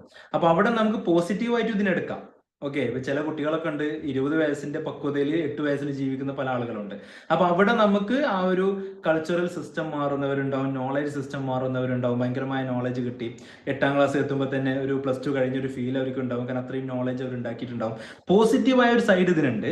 പക്ഷെ നെഗറ്റീവായ ഒരു സൈഡാണ് കൂടുതൽ ആളുകളിലേക്ക് ഇത് എത്തുന്നത് എന്നുള്ളതുകൊണ്ടാണ് നമ്മൾ നെഗറ്റീവ് സൈഡ് കൂടുതൽ സംസാരിക്കുന്നത്. ഒരു 10 പേരെടുത്ത് കഴിഞ്ഞാൽ ഒരാളായിരിക്കണം അതിൽ പോസിറ്റീവ് സൈഡിൽ നിൽക്കുന്നുള്ളൂ, ബാക്കി 9 പേരും നെഗറ്റീവ് സൈഡിലാണ് നിൽക്കുന്നത്. അപ്പൊ അതുകൊണ്ട് നമുക്ക് നെഗറ്റീവ് സൈഡിനെ കുറിച്ച് അവയർനെസ് ആയിരിക്കും കൂടുതൽ വേണ്ടി വരിക. അപ്പൊ ഇവിടെ നമ്മൾ പറഞ്ഞത് ഈ കൂടുതലായിട്ട് അഡൽട്സിന്റെ ഒരു കാര്യങ്ങൾ കണ്ടു വളരുന്നതിന്റെ ഭാഗമായിട്ട് കുട്ടികളിൽ ഈ കാര്യങ്ങൾ മനസ്സിലാക്കാൻ പറ്റാതാവുകയും അവരെ ബ്രെയിനിന്റെ ഫൗണ്ടേഷൻസിൽ ഭയങ്കര പ്രശ്നം ഉണ്ടാവുകയും അതിന്റെ ഭാഗമായിട്ട് ബ്രെയിൻ ഇഷ്യൂസ് അതേപോലെ ഡെവലപ്മെന്റൽ ഇഷ്യൂസ് ഉണ്ടാവുകയും ചെയ്യുന്നു. ഓക്കെ, അപ്പൊ ഇതാണ് നമുക്ക് നെഗറ്റീവ് സൈഡ്സ് കാര്യമായിട്ട് പറയാനുള്ളത്. ഇനി ഇതിന്റെ പോസിറ്റീവ് സൈഡ് എന്ന് പറയുന്നത് ഏറ്റവും ഇപ്പോൾ ഫോണ് കാണുന്നതും അതുപോലെ തന്നെ TV കാണുന്നതും അതിന്റെ എഡ്യൂക്കേഷൻ സിസ്റ്റം റെഡിയാക്കി നമുക്ക് അതിന് പറ്റുന്ന കുട്ടികൾക്ക് അതിന് പറ്റുന്ന കാര്യങ്ങൾ കൊടുക്കുകയും ചെയ്യുമ്പോൾ നമ്മൾ പേരൻസ് കൃത്യമായ സ്കെഡ്യൂൾഡ് ആയിരിക്കണം, റൂട്ടീനൊക്കെ പക്കയായിരിക്കണം. അതായത് ഇവിടെ റിസർച്ചേഴ്സ് ഓൾറെഡി പറയുന്നുണ്ട്. പക്ഷെ അതിൽ ഏറ്റവും കൂടുതൽ പറഞ്ഞിട്ടുള്ള ഒരു പ്രധാനപ്പെട്ട ഒരു അസുഖമാണ്, അതായത് ഭാവിയിൽ കാണുന്നതും ഒരു 2005 മുതലുള്ള ഇങ്ങോട്ടേക്കുള്ള പല പഠനങ്ങളിലും കാണുന്ന ഫോൺ യൂസ് ചെയ്തതിന്റെ ഭാഗമായിട്ട് കാണുന്ന ഏറ്റവും കൂടുതൽ പ്രശ്നമാണ് മസ്കുലോസ്കെലിറ്റൽ ഇഷ്യൂസ് അല്ലെങ്കിൽ problems. Muscles pain, neck pain, shoulder pain. കുട്ടികൾ ഒരു 10-15 വയസ്സായ കുട്ടികളിൽ തന്നെ നടുവേദന വന്നു തുടങ്ങി, 20 വയസ്സായ ആളുകളിൽ തന്നെ മൾട്ടിപ്പിൾ ജോയിന്റ് പെയിൻ വന്നു തുടങ്ങി. ഇതിനൊക്കെ പ്രധാനപ്പെട്ട ഒരു കാരണം ഈ പറഞ്ഞ സ്മാർട്ട് ഫോൺസ് യൂസ് ചെയ്യുകയും അതിന് കൃത്യമായ അലൈൻമെന്റ് അല്ലാത്ത കിടന്നിട്ട് യൂസ് ചെയ്യുന്നു, ഫോൺ സോഫയിൽ കിടന്ന് യൂസ് ചെയ്യുന്നു, അല്ലെങ്കിൽ നമ്മൾ TV ഇരിക്കുന്ന സമയത്ത് തല കുനിച്ച് ഒരുപാട് നേരം ഇരിക്കുന്നു. ഇങ്ങനെയൊക്കെയുള്ള ഒരുപാട് പോസ്ചറൽ ചേഞ്ചസ് ഒക്കെ ഉണ്ടാവുന്നതുകൊണ്ട് തന്നെ മസ്കുലോസ്കെലിറ്റൽ ഇഷ്യൂസ് ആണ് കൂടുതലായിട്ട് കാണുന്നത്. ഓക്കെ, അപ്പൊ അതുകൊണ്ട് തന്നെ നമുക്ക് കുട്ടികളിൽ ഒരു ജസ്റ്റ് ഒരു മിനിറ്റ്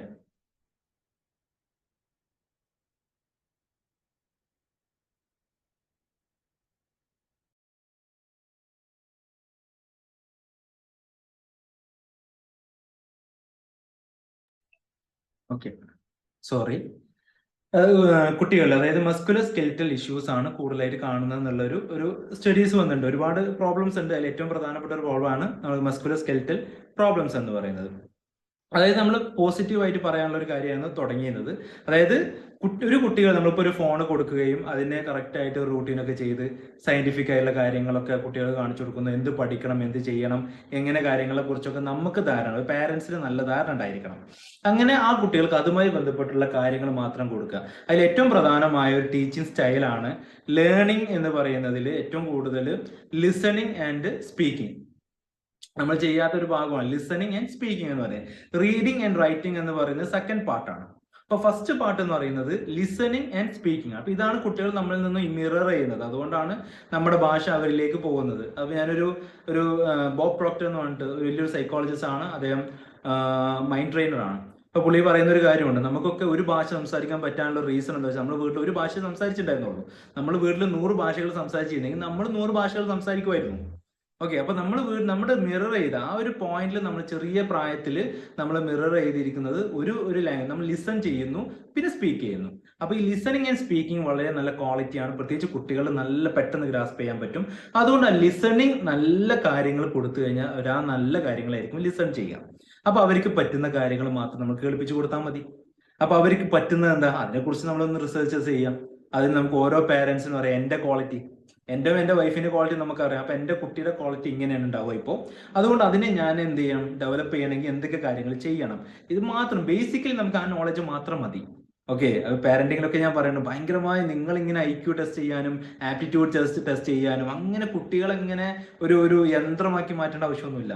നമുക്ക് എന്താണ് കഴിവുള്ളത്, കുട്ടികൾക്ക് എന്താ, എൻ്റെ വൈഫിന് എന്താ കഴിവുള്ളത്, ഇത് രണ്ടും കൃത്യമായിട്ട് നമ്മളൊന്ന് അനലൈസ് ചെയ്യാം. അപ്പൊ ഇതിന്റെ ഭാഗമായിട്ടുള്ള ഒരു കഴിവാണ് കുട്ടികൾക്ക് ഉണ്ടാവുക എന്തായാലും ആ സമയത്ത്. അതിനെ നമ്മൾ പ്രോസസ്സ് ചെയ്യാൻ, അതായത് എനിക്ക് എൻ്റെ കഴിവുകൾ കൂട്ടാൻ വേണ്ടിയിട്ട് എനിക്ക് എന്തൊക്കെ വേണം എന്നുള്ളതിന് കൃത്യമായൊരു ഓർമ്മ അല്ലെങ്കിൽ ഒരു ഐഡിയ നമുക്കുണ്ടെങ്കിൽ കുട്ടിക്ക് നമുക്ക് ആ ഒരു രീതിയിൽ നല്ലൊരു സാധനം കൊടുക്കാൻ പറ്റും. അപ്പൊ അതിനനുസരിച്ച് ലാംഗ്വേജ്, അപ്പൊ ഞാൻ എൻ്റെ കുട്ടികളൊക്കെ പരീക്ഷിച്ച സാധനമാണ് ലാംഗ്വേജ്. അപ്പൊ ലാംഗ്വേജ്, ഇംഗ്ലീഷ് ലാംഗ്വേജിലുള്ള കാര്യങ്ങൾ മാത്രം കുട്ടികൾക്ക് കേൾപ്പിച്ചു കൊടുക്കുക. കുട്ടി അത് നന്നായിട്ട് ലിസൺ ചെയ്യും. ആ ലിസൺ ചെയ്യുന്നതോടെ തന്നെ സംസാരിക്കുകയും ചെയ്യും. അപ്പൊ പലപ്പോഴും പല ആളുകളും പറയും ഫോണിന്റെ യൂസേജ് കാരണം സംസാരം വൈകി. ഈ സംസാരം വൈകാനുള്ള ഏറ്റവും പ്രധാനപ്പെട്ട റീസൺ എന്ന് പറയുന്നത് ലിസണിങ് വേറെ കാര്യങ്ങളായിരിക്കാം, അല്ലെങ്കിൽ ഡിഫറെന്റ് ലാംഗ്വേജസ് ആയിരിക്കാം, അല്ലെങ്കിൽ അവർക്ക് പരിചയമില്ലാത്ത, അല്ലെങ്കിൽ അവർ വീട്ടിൽ സംസാരിക്കുന്ന ലാംഗ്വേജ് വേറെ, അവിടെ സംസാരിക്കുന്ന ലാംഗ്വേജ് വേറെ, അല്ലെങ്കിൽ ലാംഗ്വേജ് ഇല്ലാത്ത ആംഗ്യ ഭാഷയിലുള്ള കാര്യങ്ങളായിരിക്കാം, അല്ലെങ്കിൽ ലാംഗ്വേജ് മനസ്സിലാവാത്ത രീതിയിലുള്ള ഒരുപാട് മ്യൂസിക്കുകളായിരിക്കാം.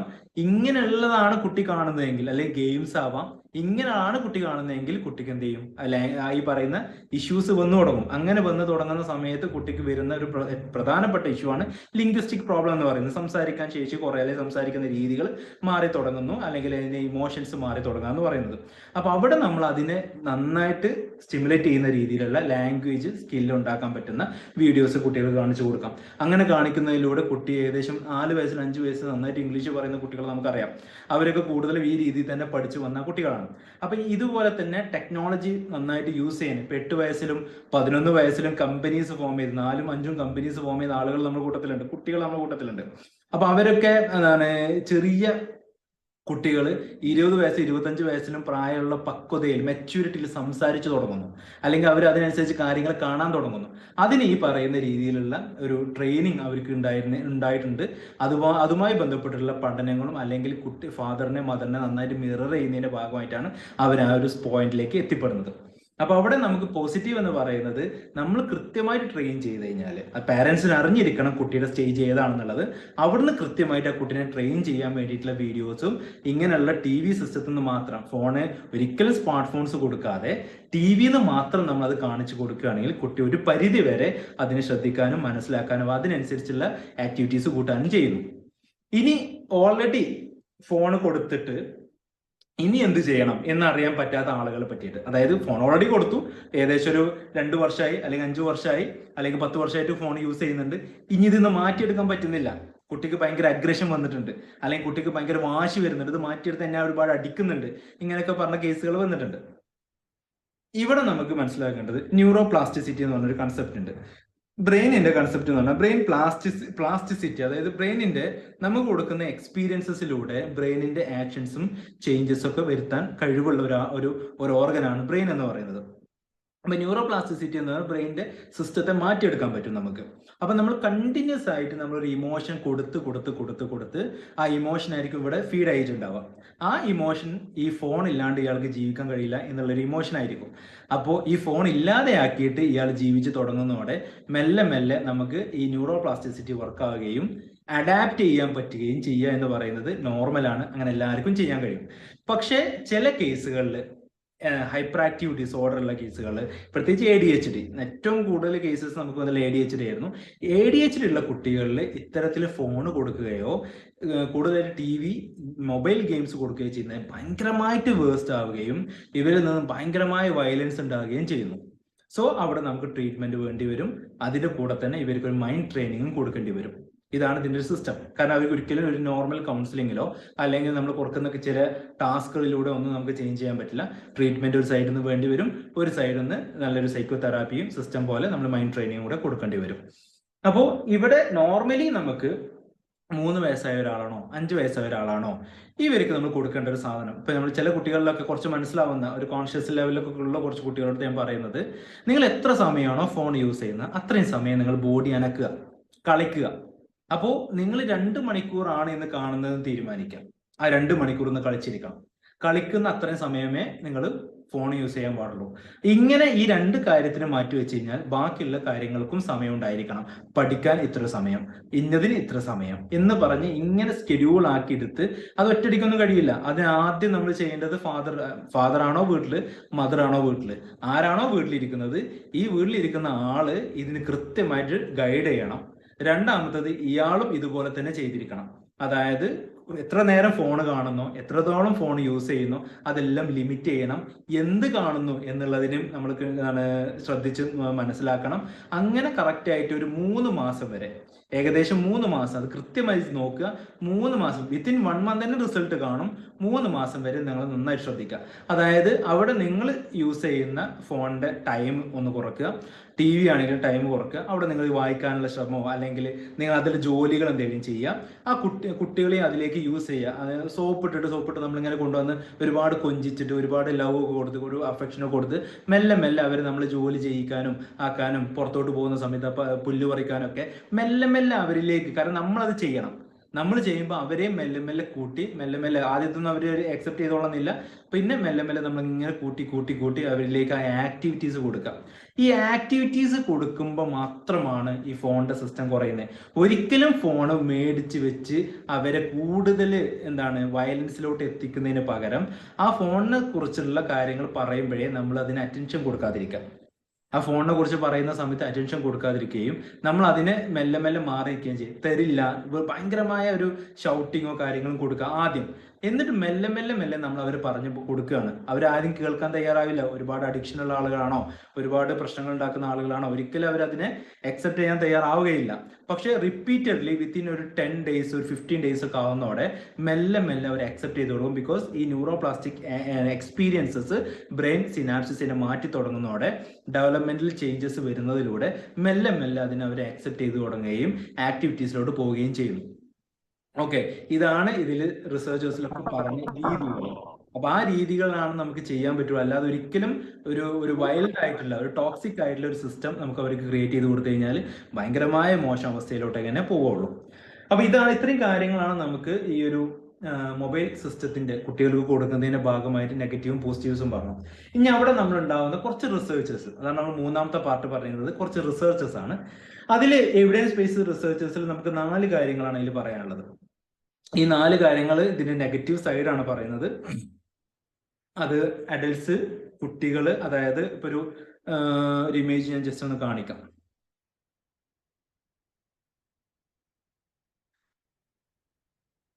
ഈ ഇമേജ് നമ്മളെല്ലാം കണ്ടിട്ടില്ല, എല്ലാവരും കാണുന്നുണ്ട് എന്ന് വിശ്വസിക്കുന്നു.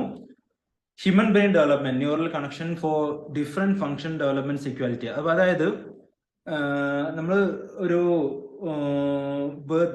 ബർത്തിന് മുമ്പ് തന്നെ ചെറിയ രീതിയിൽ ഈ സെൻസറി പാത്വേസ് ഒക്കെ സ്റ്റാർട്ട് ചെയ്ത് തുടങ്ങുന്നുണ്ട്. ഇപ്പോൾ 3 കാര്യങ്ങൾ കാണിക്കുന്നത് sensory pathways, language and higher cognitive function.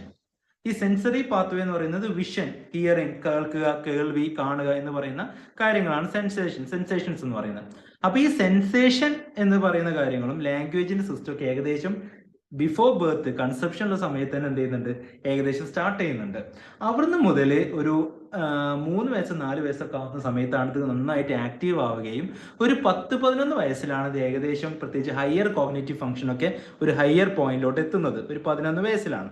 ഏകദേശം 12 ഒരു ഇയർ ആകുന്ന സമയത്ത്, അല്ലെങ്കിൽ ഒരു ഫസ്റ്റ് ഇയർ ഒക്കെ കഴിഞ്ഞ് എത്തുമ്പോഴേക്കിന് 14-15 വയസ്സാകുമ്പോഴേക്കിന് ഇത് സ്റ്റോപ്പ് ആവുന്നുണ്ട്. ഓക്കെ, എല്ലാം ഇപ്പൊ ലാംഗ്വേജസിൽ നമുക്ക് നോക്കാം, എല്ലാം ഫസ്റ്റ് ഇയറിലാണ് കൊടുക്കുന്നത്. ആദ്യത്തെ ഒരു വർഷത്തിലാണ് ഇതെല്ലാം ഒരു ഹൈ പോയിന്റിലോട്ട് എത്തുന്നത്. അപ്പൊ ആ ഒരു വർഷത്തിനുള്ളിൽ തന്നെ സെൻസേഷൻസും ലാംഗ്വേജും ഹയർ കോഗ്നിഷൻസും ഒക്കെ ഇവർക്ക് കിട്ടുന്നുണ്ട്, കുട്ടികൾക്ക് കിട്ടുന്നുണ്ട്. അപ്പൊ അവിടുന്ന് ലാംഗ്വേജ് അപ്പൊ അവർ ഇമിറ്റേറ്റ് ചെയ്യുന്നുണ്ട്. അത്രത്തോളം ഫാസ്റ്റ് ആണ് അവർ ഇമിറ്റേറ്റ് ചെയ്യുന്നത്, അത്രത്തോളം കാര്യങ്ങളാണ് അവർ പഠിക്കാൻ ശ്രമിക്കുന്നത്. അപ്പൊ അതിലൂടെ തന്നെ ഇതെല്ലാം ഹൈ പോയിന്റ്, അവർ ന്യൂറൽ കണക്ഷൻ ഭയങ്കര ഫാസ്റ്റ് ആണ് എന്ന് തെളിയിക്കാനുള്ള ഒരു സംഭവമാണ് ഞാൻ ഈ കാണിച്ചത്. അത് ഏകദേശം ഇതിന്റെ കോഗ്നിറ്റീവ് സിസ്റ്റം ഏകദേശം 14 വയസ്സ് വരെ, ഏകദേശം 15 വയസ്സ് വരെയൊക്കെയാണ് എന്ത് ചെയ്യുന്നത്, കാണുന്നത്, കുട്ടികളിൽ കാണുന്നത്. ഈ കോഗ്നിഷൻ 15 വയസ്സ് വരെയൊക്കെ എന്ന് പറയുമ്പോൾ നമ്മൾ മനസ്സിലാക്കേണ്ടത് 5 വയസ്സ് മുതൽ 7 വയസ്സ് വരെ ഒരു പാർട്ടാണ്, 7 to 10 ഒരു പാർട്ടാണ്, 10 to 15 ഒരു പാർട്ടാണ്. അപ്പൊ ഇത്രയും ഡിഫറെന്റ് ആയിട്ടുള്ള ഒരു സ്റ്റേജസ്, അത് നമ്മൾ പാരന്റിങ്ങിലൊക്കെയാണ് ഡീറ്റെയിൽ ചെയ്ത് പറയേണ്ട ആവശ്യമുള്ളൂ. ഇതൊരു പോയിന്റ് മാത്രമാണ്, പാരന്റിങ്ങിൽ ഒരൊറ്റ ടോപ്പിക്കാണ് നമ്മൾ ഈ ഡിഫൈൻ ചെയ്ത് വെക്കുന്നത്. അപ്പൊ അവിടെ നമുക്ക് ഇനിയും ഡീറ്റെയിൽ ചെയ്തിട്ട് ഇവരെ ഓരോ സ്റ്റേജസിലും സംഭവിക്കുന്ന ഡിഫറൻസ് ഒക്കെ പറയാനുണ്ട്. പക്ഷെ നമ്മൾ ജസ്റ്റ് കിഡ്സ്, കുട്ടികളിൽ ഫോൺ ഉപയോഗിക്കുന്ന കാര്യവുമായി ബന്ധപ്പെട്ട് മാത്രമാണ് പറയുന്നത്. ഇത് ഇനി പറയുന്ന റിസർച്ചേഴ്സ് ഈ പറയുന്ന എല്ലാം ഈ ഒരു 15 ഏജ്, 20 ഏജ്, 25 ഏജിലൊക്കെ ഉള്ള ആളുകളിലുള്ള കുറച്ച് പഠനങ്ങളാണ് പറയുന്നത്. അപ്പൊ അതിൽ ഒന്നാമത്തെ കാര്യം എന്ന് പറയുന്നത് മെന്റൽ ലേസിനെസ് ആണ്. അതിന്റെ കാര്യം എന്താ വെച്ച് കഴിഞ്ഞാല്, കുട്ടികൾക്ക് ഇപ്പോൾ നമ്മൾ ചില ആളുകളുണ്ട്, ഇപ്പൊ ഒരു 120 50 എത്രയും നോക്കുമ്പോഴേക്കും അപ്പോഴേക്കും ഫോണിൽ കാൽക്കുലേറ്റർ എടുക്കുന്നു. ശരിക്കും കാൽക്കുലേറ്റർ എന്ന് പറയുന്ന ടെക്നോളജിയാണ്, നമുക്ക് യൂസ് ചെയ്യാം. ബട്ട് നമ്മൾ ബ്രെയിൻ സ്റ്റോം ചെയ്യാൻ പറ്റുന്ന ഒരു കഴിവിനെ നമ്മൾ മെല്ലെ മെല്ലെ കുറച്ചു കൊണ്ടിരുമ്പോൾ ഭാവിയിലുള്ളത് ഒരു എവല്യൂഷൻ നടക്കുകയാണല്ലോ, റെവല്യൂഷൻ നടന്നുകൊണ്ടിരിക്കുകയാണ്. ഇപ്പൊ ഇവോൾവ് ചെയ്തുകൊണ്ടിരിക്കുന്ന ഇനി ഭാവിയിൽ വരുന്ന ആളുകളിൽ ബ്രെയിൻ ആക്ടിവിറ്റി വളരെ കുറയാൻ സാധ്യതയുണ്ട് എന്നുള്ള പഠനങ്ങൾ വരുന്നുണ്ട്. അപ്പൊ അതുകൊണ്ട് തന്നെ ഇവിടെ നമുക്ക് ഫോൺ യൂസ് ചെയ്യുന്ന ആളുകളിൽ കൂടുതലായിട്ട് ബ്രെയിൻ സ്റ്റോം ചെയ്യാൻ കഴിയാതെയാവുകയും അവർ ലോജിക് സിസ്റ്റംസ് അവർ കുറയുകയും ചെയ്യുന്നു എന്നുള്ളതാണ് ഒരു പഠനം. അതായത് ലേസിനെസ് വരുന്നു, ഫോണിനോട് കൂടുതൽ ഡിപ്പെൻഡൻസി വരുന്നു, ഭയങ്കര അറ്റാച്ച്മെന്റ് വരുന്നു. ഞാൻ അറ്റാച്ച്മെന്റ് ആൻഡ് കണക്ഷൻ സ്റ്റൈലൊക്കെ പ്രീമറൈറ്റലിലും മെറൈറ്റൽ കേസുകളിലൊക്കെ എടുക്കാറുണ്ട്, കാരണം റിലേറ്റീവ് റിലേഷൻഷിപ്പിലൊക്കെ പറയാറുണ്ട്. പക്ഷെ ഇന്നത്തെ നമുക്ക് മനുഷ്യന്മാരോടല്ല നമ്മൾ അറ്റാച്ച്മെന്റ്, നമുക്ക് ഏറ്റവും കൂടുതൽ ഡിവൈസസിനോടാണ് അറ്റാച്ച്മെന്റ്. അപ്പൊ അതുകൊണ്ട് തന്നെ ഈ അറ്റാച്ച്മെന്റ്, ഈ ഡിപ്പെൻഡൻസി കൂടുന്നതുകൊണ്ട് തന്നെ സാറ്റിസ്ഫാക്ഷൻ ഏറ്റവും കൂടുതൽ ഫാസ്റ്റ് ആയിട്ട് കിട്ടുന്നത് ഡിവൈസസിലൂടെയാണ്. അപ്പൊ ആ ഡിവൈസ് ഇല്ലാതാവുന്നതോടെ, വിർച്വാലിറ്റി ഇല്ലാതാവുന്നതോടെ സാറ്റിസ്ഫാക്ഷൻ ഇല്ല. അതുകൊണ്ട് ഏറ്റവും പ്രധാനപ്പെട്ട ഒരു കാര്യമാണ് ഡിപ്രഷൻ. അപ്പൊ ഇന്ന് ഏകദേശം 2015 മുതൽ 2022 വരെയുള്ള ചൈനയിലും അതുപോലെ USA നടന്ന 2 സ്റ്റഡീസിൽ, കോളേജ് സ്റ്റുഡൻസിന്റെ സ്റ്റഡീസിൽ ഏകദേശം 21% ആൺകുട്ടികളിലും ഏകദേശം 32% പെൺകുട്ടികളിലും ഹയർ ആയിട്ടുണ്ട് എന്നുള്ളതാണ്. ഡിപ്രഷൻ ലെവലിൽ കൂടിയിട്ടുണ്ട് 15-നേക്കാളും. അതായത് ഏകദേശം 46% കുട്ടികളിൽ ഡിപ്രഷൻസ് കൂടുന്നതിന്റെ പ്രധാനപ്പെട്ട കാരണം മൊബൈൽ ഫോൺസ് ആണെന്നാണ് ഇന്നത്തെ റിസർച്ചേഴ്സ് പറയുന്നത്. അപ്പൊ അവിടെ ലേസിനെസ്, ഡിപ്രഷൻസ്, ഡിപ്പെൻഡൻസി, ഈ പറയുന്ന കാര്യങ്ങളൊക്കെയാണ് ഒന്നാമത്തെ ഒരു കാര്യം. രണ്ടാമത്തത് പ്രോബ്ലമാറ്റിക് യൂസേഴ്സ്. ഞാൻ നേരത്തെ പറഞ്ഞ പോലെ ഓൾറെഡി അവർ ഭയങ്കരമായ ഒരു അഡിക്റ്റഡ് ആയിട്ട് വരുന്ന ആളുകളിലാണെങ്കിൽ ബിഹേവിയർ പ്രോബ്ലംസ് കാണിക്കുന്നു, poor sleep habits, anxiety, depression, fatigue, ക്ഷീണം ഉണ്ടാക്കുന്നു, തലവേദനകൾ ഉണ്ടാക്കുന്നു. ഇന്ന് മൈഗ്രെയിൻ വളരെ കൂടുതലാണ്. മൈഗ്രെയിൻ ഏറ്റവും കൂടുതൽ ഉണ്ടാവുന്ന reason mobile phones, screen time ആണ്. ഈ സ്ക്രീൻ ടൈം ഭയങ്കരമായിട്ട് കൂടുന്നതിന്റെ ഭാഗമായിട്ട് തന്നെ ഒരു മൈഗ്രെയിൻ ഉണ്ടാവുന്നു എന്നുള്ളതിന്റെ പഠനങ്ങൾ വന്നിട്ടുണ്ട്. അപ്പൊ ഇതൊക്കെ നമുക്ക് പറയുമ്പോൾ ശരിയാണ്, ഞാൻ ഒരുപാട് നേരം മൊബൈൽ ഫോൺ യൂസ് ചെയ്യുന്നുണ്ട് എന്നുള്ളതിന്റെ ഒരു തോട്ട് നമുക്ക് വരണം. കാരണം നമ്മളൊരു ആക്ടിവിറ്റി, നമ്മൾ ഫോണിൽ യൂട്യൂബും വാട്സപ്പിന്റെ ഒക്കെ ആക്ടിവിറ്റി നമുക്ക് സമയം നോക്കിയാൽ കിട്ടും അല്ലെ. അതൊക്കെ നോക്കുമ്പോൾ നമ്മൾ നോക്കുക 7 hours അതുപോലെ തന്നെ 10 hours ഒക്കെ ഉള്ള സമയം നമ്മളത് കാണുന്നത്. അതായത് ഒരു ദിവസം 24 മണിക്കൂറേ ഉള്ളൂ. അതിന് നല്ലൊരു ശതമാനം നമ്മൾ ഫോണിലോട്ടാണ് നോക്കിക്കൊണ്ടിരിക്കുന്നത്. ഓക്കെ, അപ്പൊ അവിടെ നമ്മൾ ഈ ഒരു സിസ്റ്റം, യൂണിവേഴ്സൽ സിസ്റ്റത്തിന്റെ, അതായത് മെന്റാലിറ്റിയുടെ സിസ്റ്റത്തെ നമ്മൾ കംപ്ലീറ്റ്ലി അവോയ്ഡ് ചെയ്യുകയാണ്, നമ്മൾ കംപ്ലീറ്റ്ലി മറന്നുപോവാണ്. നമ്മളടക്കം ഒരു വിർച്വാലിറ്റിയിലോട്ട് പോയിക്കൊണ്ടിരിക്കുകയാണ്. അപ്പൊ അവിടെ നമ്മളൊരു ശരിക്കും ടെക്നോളജി നമുക്ക് യൂസ് ചെയ്യാൻ പറ്റുവാണെങ്കിൽ ആ വിർച്വാലിറ്റി കൊണ്ട് നമുക്ക് ഒരുപാട് ഉപയോഗം ഉണ്ടാവും. നേരെ വെച്ച് നമ്മൾ ടൈം കൺസ്യൂമിങ് ആണ്, വെറുതെ സമയം കളയുന്ന ഒരു സിസ്റ്റം ആണെങ്കിൽ അത് ശരിക്കും നമ്മൾക്ക് ഒന്നും ചെയ്യാൻ പറ്റാത്ത ഒരാളാണ് എന്ന് ഒരു സെൽഫ് ലവ് നഷ്ടപ്പെടുന്നതിന്റെ ഏറ്റവും പ്രധാനപ്പെട്ട ഒരു റീസൺ ഈ മൊബൈൽ ഫോൺസ് ആണോ എന്ന് ചോദിച്ചാൽ യെസ് എന്ന് പറയാനാണ് എനിക്ക് ആഗ്രഹം. കാരണം നമ്മളിലും ഒരു സെൽഫ് എന്താ പറയുക സിസ്റ്റത്തിൽ ഒരു സെൽഫിലോട്ട് നമ്മൾ ചോദിക്കുകയാണെങ്കിൽ നമ്മൾ എത്ര സമയം നമ്മൾ ആവശ്യമില്ലാതെ അൺവാണ്ടഡ് ആയിട്ട് സമയം നമ്മൾ ഇതിനു വേണ്ടി ചെലവഴിക്കുന്നു എന്നുള്ളത് നമ്മളും കൂടെ ഒന്ന് ആലോചിക്കണം. ഓക്കെ, അപ്പൊ മൂന്നാമത്തെ കാര്യം എന്ന് പറയുന്നത് കണക്ഷൻസ് ആണ്. അതായത് ആളുകളോടുള്ള കണക്ഷൻസ് വളരെ കുറഞ്ഞു തുടങ്ങി എന്നുള്ളതാണ്. ആളുകളുടെ കണക്ഷൻസ് എങ്ങനെ കുറഞ്ഞത്? നേരിട്ട് സംസാരിക്കുന്നില്ല, എല്ലാം ചാറ്റിങ്ങിലൂടെയാണ്, എല്ലാം സംസാരിക്കുകയാണ്, എല്ലാം ചാറ്റിങ്ങിലൂടെ സംസാരിക്കുന്നു. ചില ആൾക്കാർ പറഞ്ഞില്ലേ, മെസ്സേജ് അയക്കുമ്പോൾ എന്തോ ഒരു വർത്താനാണ്, ഡയറക്റ്റ് കാണുമ്പോൾ ഒരു സംസാരമില്ല എന്ന് പറയും. അപ്പൊ ഇന്നലെ ഞാനൊരു വീഡിയോ, റിപ്പോർട്ടർ ചാനലിന്റെ ഒരു വീഡിയോ ആണ്, ഒരാള് നടക്കാൻ വരുന്ന ഒരാൾ ഇങ്ങനെ എന്താണ് സംസാരിക്കുന്ന ഒരു ടോക്ക് അതിൽ പറയുന്നത്, എനിക്ക് 500 ഫ്രണ്ട്സ് ഉണ്ടെന്നാണ് പറയുന്നത്. അപ്പൊ ഈ 500 ഫ്രണ്ട്സ് എന്ന് പറയുന്ന കാര്യം നമ്മളെ സംബന്ധിച്ചിടത്തോളം നമുക്ക് ചിലപ്പോൾ ഒരു വിർച്വൽ ആയിട്ട് ഒരു ചിലപ്പോൾ 4000 ഫ്രണ്ട്സ് ഒക്കെ ഉണ്ടാവുമായിരിക്കും. പക്ഷെ ഡയറക്റ്റ് കാണുന്ന സമയത്ത് ചിലപ്പോൾ നമുക്ക് അത്രയും ഫ്രണ്ട്സ് ഇല്ല, അത്രയും ഫ്രണ്ട് സർക്കിൾ ഇല്ല. ഇന്ന് ആളുകളിൽ ഫ്രണ്ട് സർക്കിൾസ് വളരെ കുറഞ്ഞു തുടങ്ങിയിട്ടുണ്ട്. അല്ലെങ്കിൽ ഫ്രണ്ട് സർക്കിൾസ് ഇല്ലാതാകുന്നതാണ് ഇഷ്ടം എന്ന് പറയുന്ന ആളുകളും ഉണ്ട്. കാരണം ഫോണിലൂടെ, വാട്സപ്പ് ഗ്രൂപ്പിലൂടെ മാത്രം കണക്ഷൻ ഉണ്ടാക്കുന്ന ഒരു സിസ്റ്റം ഇന്ന് വന്നിട്ടുണ്ട്. അതുകൊണ്ട് തന്നെ കോൺവെർസേഷൻ കുറഞ്ഞിട്ടുണ്ട്, ലോജിക് സിസ്റ്റം കുറഞ്ഞിട്ടുണ്ട്. പിന്നെ 4ാമത്തെ കാര്യമാണ് ഞാൻ നേരത്തെ പറഞ്ഞത്, മസ്കുലോ സ്കെൽറ്റൽ പ്രോബ്ലംസ്. അതായത് നെക്ക്, അതുപോലെ തന്നെ shoulder, hand, low back, postural issues ഇങ്ങനെയൊക്കെ ഉണ്ടാകുന്നുണ്ട്. ഇങ്ങനെ 4 സ്റ്റഡീസ് ആണ് ഏറ്റവും കൂടുതൽ ഏറ്റവും പ്രധാനപ്പെട്ട ജേർണലുകളിൽ കണ്ടിട്ടുള്ള സ്റ്റഡീസ് ആണ് ഞാൻ ഈ പറയുന്നത്. ഏറ്റവും പ്രധാനമായിട്ട് നമ്മൾ മനസ്സിലാക്കേണ്ടത്, നമ്മുടെ ലൈഫിൽ നമ്മൾ എന്തിനു വേണ്ടി പർപ്പസ് ഓഫ് ലൈഫ്. ഓക്കെ, അപ്പൊ ടെക്നോളജി ബേസ് ചെയ്തിട്ട് നമ്മൾ പർപ്പസ് ഉള്ള ലൈഫിനെ നമുക്ക് വേണമെങ്കിൽ അപ്ലിഫ്റ്റ് ചെയ്യാൻ പറ്റും. അങ്ങനെ അപ്ലിഫ്റ്റ് ചെയ്യാൻ നമുക്ക് ടെക്നോളജി ആവശ്യമാണ്. ഇനിയുള്ള വരുന്ന കാലത്ത് ഒരിക്കലും നമുക്ക് കുട്ടികളിലാണെങ്കിലും ടെക്നോളജി വളരെ ഇമ്പോർട്ടൻ്റ് ആണ്. അപ്പൊ ടെക്നോളജി ഇല്ലാതാക്കുക എന്നുള്ളതോ ഫോൺ യൂസ് ചെയ്യാതിരിക്കുക എന്നല്ല ഈ ഒരു ക്ലാസിന്റെ ഉദ്ദേശം. ഇതൊരു അവയർനെസ് ആണ്. ഇന്നലെ TV കണ്ട സമയത്ത്, ഇന്നലെ അലക്കുന്ന സമയത്ത് കല്ലിൽ അലക്കുന്നതിന് പകരം വാഷിംഗ് മെഷീൻ വന്ന സമയത്ത്, ഇതൊക്കെ നമുക്ക് ഓരോ സിസ്റ്റത്തിലും നമുക്ക് എന്തുണ്ടായിരുന്നു? അമ്മിയിൽ അരക്കുന്നത് പകരം മിക്സി വന്നു. ഓരോന്നിനും ഒരു ടെക്നോളജി റെവല്യൂഷൻ വന്നിട്ടുണ്ട്. അപ്പോൾ മൊബൈൽ ഫോണുകളിലും ടെക്നോളജിക്കൽ എവല്യൂഷൻസ് ഒരുപാട് വരുന്നുണ്ട്.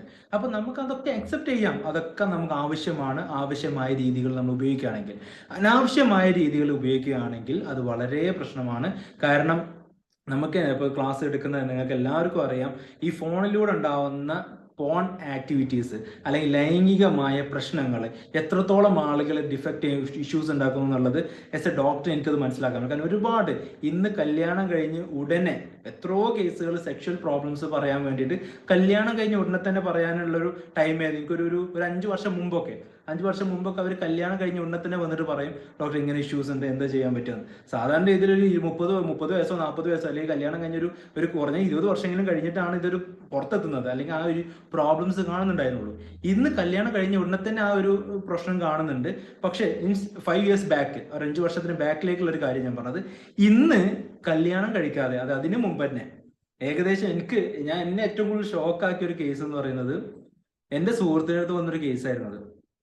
ആ കുട്ടിക്ക് പ്രായം എന്ന് പറയുന്നത് 17 വയസ്സാണ്. 17 വയസ്സിന് ആളെ കാണുമ്പോൾ ഇച്ചിരി പ്രായം തോന്നിക്കെങ്കിലും 17 വയസ്സാണ്. ഈ 17 വയസ്സുള്ള ഒരാള് ഡോക്ടറെ കാണിക്കാൻ വന്നത് ഇറക്റ്റൈൽ ഡിസ്ഫങ്ഷന് വേണ്ടിയിട്ടാണ്. അതെങ്ങനെയെന്ന് മനസ്സിലാക്കാൻ വേണ്ടിയിട്ട് നോക്കുന്ന സമയത്ത്, ഇത് സത്യത്തിൽ നമുക്ക് നോക്കുന്ന സമയത്ത് അതിനൊക്കെ എന്താ കുഴപ്പം? അത് അവരുടെ ലിബറലിസം അല്ലേ, ഓരോരുത്തർ ഇഷ്ടമല്ലേ, ആയിക്കോട്ടെ, ആരുടെ ഇഷ്ടം ആയിക്കോട്ടെ. പക്ഷെ അതിൻ്റെ അങ്ങനെ ഒരു രീതിയിലേക്ക്, ഒരു ലൈംഗിക ദാരിദ്ര്യത്തിലോട്ട് പോകുന്നതിൻ്റെ ഏറ്റവും കൂടുതൽ ഒരു വലിയ റോള് ഇന്ന് മൊബൈൽ ഫോൺസും നെറ്റ്വർക്ക്സും ഉപയോഗപ്പെടുത്തുന്നുണ്ട് എന്നുള്ളത് എനിക്കും നിങ്ങൾക്കും എല്ലാവർക്കും ഒരുപോലെ അറിയുന്ന ഒരു കാര്യമാണ്. അപ്പോൾ ഇതിനെ കൃത്യമായിട്ട് ഓർഗനൈസ് ചെയ്യുകയും കൃത്യമായ സ്കെഡ്യൂൾ ചെയ്ത രീതിയിലേക്ക് കൃത്യമായ ഒരു അക്കാഡമിക് സിസ്റ്റം പോലെ തന്നെ നമുക്ക് വർക്ക് ചെയ്ത് കഴിഞ്ഞാൽ നല്ലൊരു ജനറേഷനെ ബിൽഡ് ചെയ്യാൻ പറ്റും. ഇല്ലെങ്കിൽ ഈ പറഞ്ഞ ഒരുപാട് നെഗറ്റീവ്സ് അവർക്ക് ഉണ്ടാകും. അത് നമുക്ക് ചിലപ്പോൾ വിത്തിൻ ഒരു 30 ഇയേഴ്സ് 50 ഇയേഴ്സ് എന്നൊക്കെ അതിന് പറയുന്നുള്ളൂ. 50 വർഷം എന്നൊക്കെ മാക്സിമം പറയുന്ന ടെക്നോളജിക്കൽ റെവല്യൂഷൻ കൊണ്ടുണ്ടാകുന്ന ഇമ്പാക്ട്സ് ഇന്ന് ജനറേഷനിൽ കാണാൻ പറ്റും എന്ന് പറയുന്നതിൻ്റെ ഒരു സമയം ഏകദേശം 30 to 50 ഇയേഴ്സ് ആണ്. അതിൻ്റെ ഉള്ളിൽ തന്നെ അത് കാണാൻ പറ്റും എന്നുള്ളത് തന്നെയാണ് റിസർച്ചേഴ്സ് പറയുന്നത്. അപ്പോൾ ഇത്രയും കാര്യങ്ങളാണ് എനിക്കിന്ന് പറയാനുള്ളത്. ഒരുപാട് നന്ദി. എല്ലാവരും കേട്ട് നിന്നു മനസ്സിലാക്കുന്നു. എല്ലാവരും ഉണ്ടല്ലോ വീഡിയോസ്, എല്ലാവരും കൃത്യമായിട്ട് വോയിസും കാര്യങ്ങളൊക്കെ ഉണ്ടാവും വിചാരിക്കുന്നു കേട്ടോ. എന്തെങ്കിലും സംശയങ്ങൾ ഉണ്ടെങ്കിൽ ചോദിക്കാം. ഓക്കെ,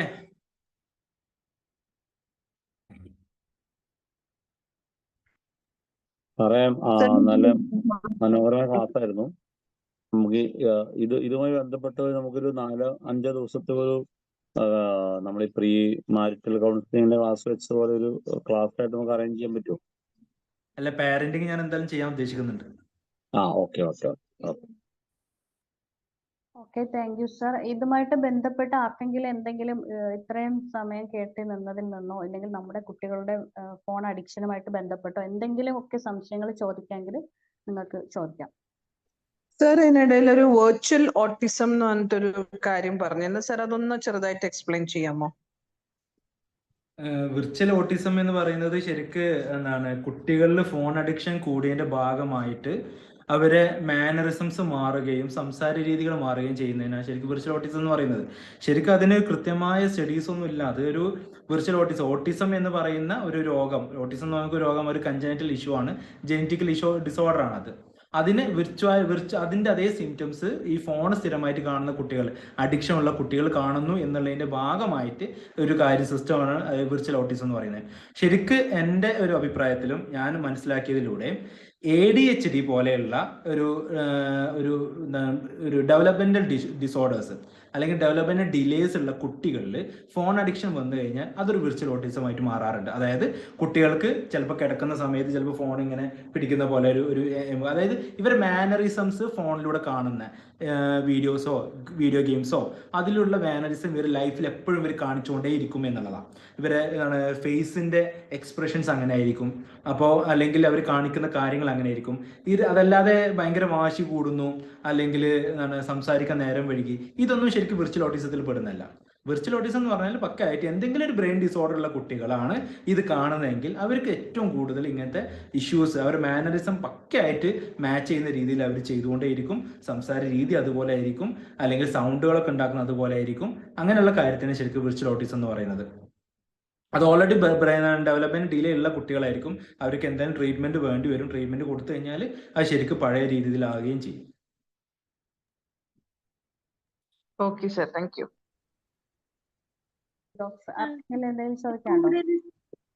സ്ക്രീൻ ഉപയോഗിക്കുന്ന കുട്ടികളെ ഇപ്പൊ ഫോൺ ഒന്ന് വാങ്ങി വെച്ചിട്ട് ഫോൺ മാറ്റുമ്പോഴേക്ക് ഓടിപ്പോയി TV ഓൺ ചെയ്യും. TV ഓഫ് ചെയ്യുവാണെങ്കിൽ ലാപ്ടോപ്പ് എടുക്കും.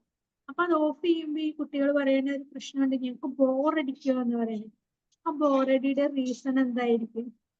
ആക്ടിവിറ്റീസ് ഇല്ലാത്തതുകൊണ്ടാണ്. അത് ആക്ടിവിറ്റീസ് പുറത്തേക്ക് കളിക്കാൻ പോവാൻ പറഞ്ഞ പോവില്ല. ഇല്ല, അത് നമ്മൾ അതല്ലേ അങ്ങനെ ചെയ്യാത്ത കുട്ടികൾക്ക് വേണ്ടിയിട്ട് നമ്മൾ ഒരു റിസ്ക് എടുക്കേണ്ടി വരും. അത് ഞാൻ പറഞ്ഞു, ആരാണോ വീട്ടിലിരിക്കുന്നത്, ഫാദർ ഓർ മദർ ആരാണോ വീട്ടിലിരിക്കുന്നത്, അവർ കുറച്ച് ഏകദേശം ഒരു 3 മാസം സമയം കാണാം. അറ്റ്ലീസ്റ്റ് 1 മന്ത് എങ്കിലും, നമുക്കൊന്നും ചെയ്യാൻ പറ്റില്ല, അറ്റ്ലീസ്റ്റ് 1 മന്ത് എങ്കിലും നമ്മളും കംപ്ലീറ്റ് ആയിട്ട് ഇതിന് ചേഞ്ച് ചെയ്തിട്ട് നമ്മൾ ആ ടൈമിൽ നമ്മളും പുറത്തോട്ട് ഇറങ്ങാം. നമ്മൾ പുറത്തോട്ടിറങ്ങി നമ്മൾ ഈ പണികളൊക്കെ ഇങ്ങനെ ചെയ്തുകൊണ്ടിരിക്കുക. കളിക്കുക, ഫുട്ബോളാണോ എന്ത് ബോളാണോ നമ്മളെടുത്ത്, ഇവർ ചിലപ്പോൾ ഫോണിലായിരിക്കും, അല്ലെങ്കിൽ നമ്മൾ ആ ഫോൺ എടുത്ത് വെച്ച വാശിയിലായിരിക്കും ഇവർ ഇരിക്കുന്നത്. ഒരു 10 ദിവസം ഇവർ ഇത് റിപ്പീറ്റ് ആയിട്ട് കാണുന്നതോടെ അവർ താനെ പുറത്തോട്ട് വരികയും നമ്മൾ കൂടെ ജോയിൻ ചെയ്യുകയും ചെയ്യും. ഇത് തന്നെയാണ്, ഇത് ഒരുപാട് സ്റ്റഡീസ് പ്രൂവ് ചെയ്തൊരു കാര്യമാണ്. നമുക്ക് കേൾക്കുമ്പോൾ ചിലപ്പോൾ ഇതൊക്കെ നടക്കുമോ എന്നൊക്കെ തോന്നും. പക്ഷെ നടക്കണമെങ്കിൽ നമ്മളാണ് ആദ്യം ഒരു ഇനീഷ്യേറ്റീവ് സ്റ്റാർട്ട് ചെയ്യേണ്ടത്. നമ്മളൊരു ഇരുന്നിട്ട് കുട്ടീൻ്റെ അടുത്ത് പുറത്തു പോകാൻ പറഞ്ഞാൽ കുട്ടി ഒരിക്കലും പോവില്ല. ബിക്കോസ് നമ്മൾ ആ സിറ്റിംഗ് പൊസിഷനിൽ ഇരിക്കുന്നത് കംഫർട്ടിലാണെന്നുള്ള ആ കംഫർട്ട് അവർക്കും കിട്ടി അനുഭവിച്ചു തുടങ്ങി. സോ അവരൊരിക്കലും അത് ചെയ്യില്ല. നേരെ മറിച്ച് നമ്മൾ അതിന് ഇനീഷ്യേറ്റീവ് എടുക്കുക, നമ്മൾ പുറത്തു പോവുക, നമ്മൾ ഇത് ഈ പരിപാടികളൊക്കെ ചെയ്യുക. നമ്മൾ അവർക്ക് ചെയ്യാൻ പറയുന്നത് നമ്മൾ ചെയ്ത് കാണിച്ചു കൊണ്ടേയിരിക്കുക. ഒരിക്കലും തളരരുത്, കണ്ടിന്യൂസ് ആയിട്ട് ചെയ്തുകൊണ്ടേയിരിക്കുക.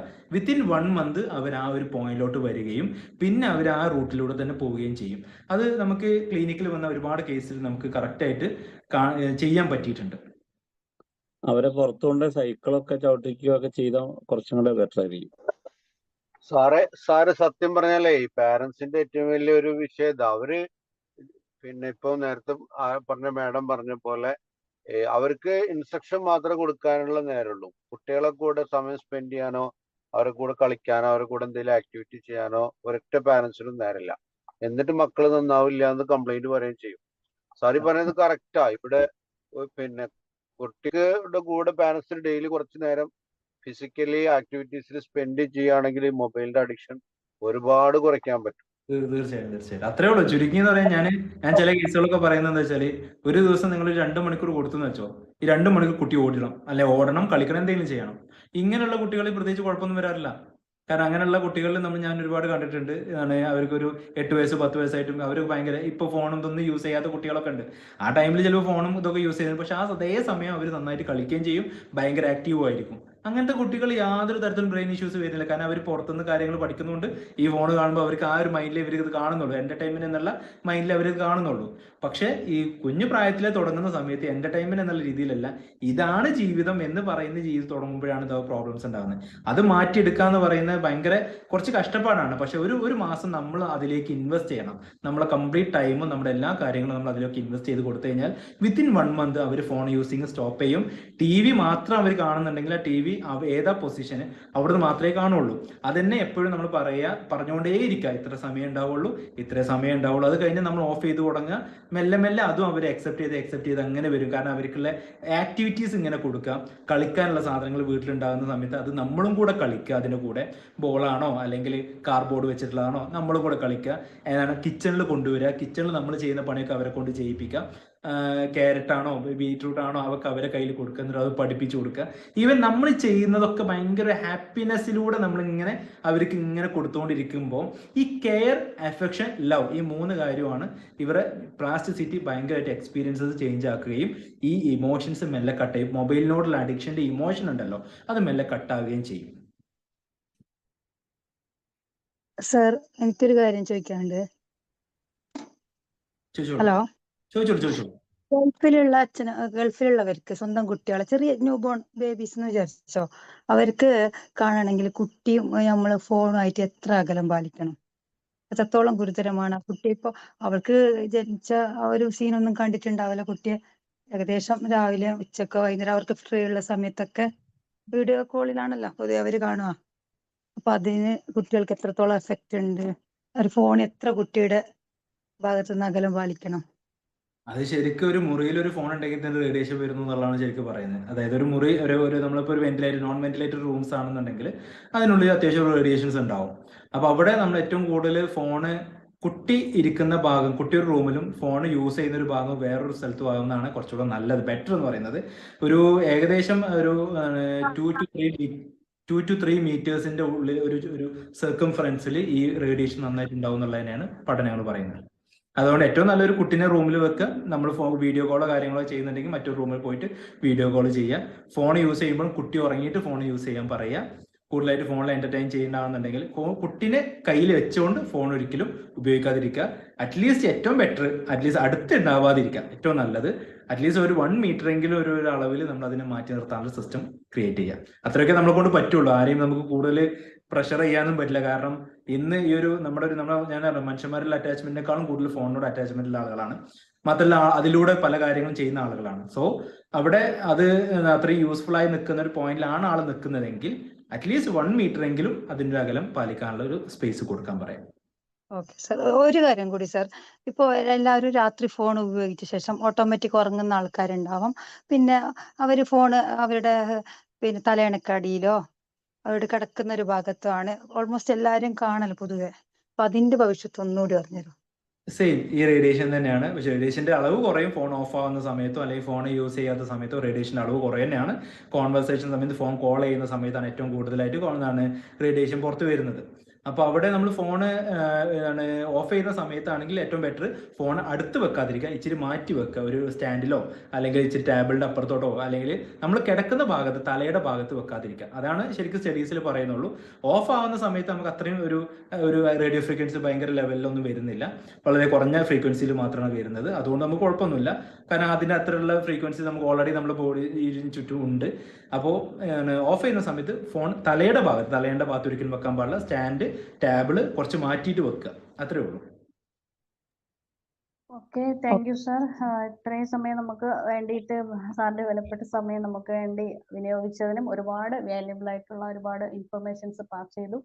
അതുപോലെ ഈ പറയുന്നത് പോലെ ഈ ഫോൺ അഡിക്ഷൻ മാറ്റുക എന്നുള്ളത് എളുപ്പമല്ല എന്നും പറയുന്നുണ്ട്. എന്നാൽ അത് ഒരു സ്കൂളിലെ എല്ലാ കുട്ടികളിലും വിജയിപ്പിച്ച ഒരു ടീച്ചറാണ് എൻ്റെ സിസ്റ്റർ. അവിടുത്തെ ഹെഡാണ് ആ സ്കൂളിലെ.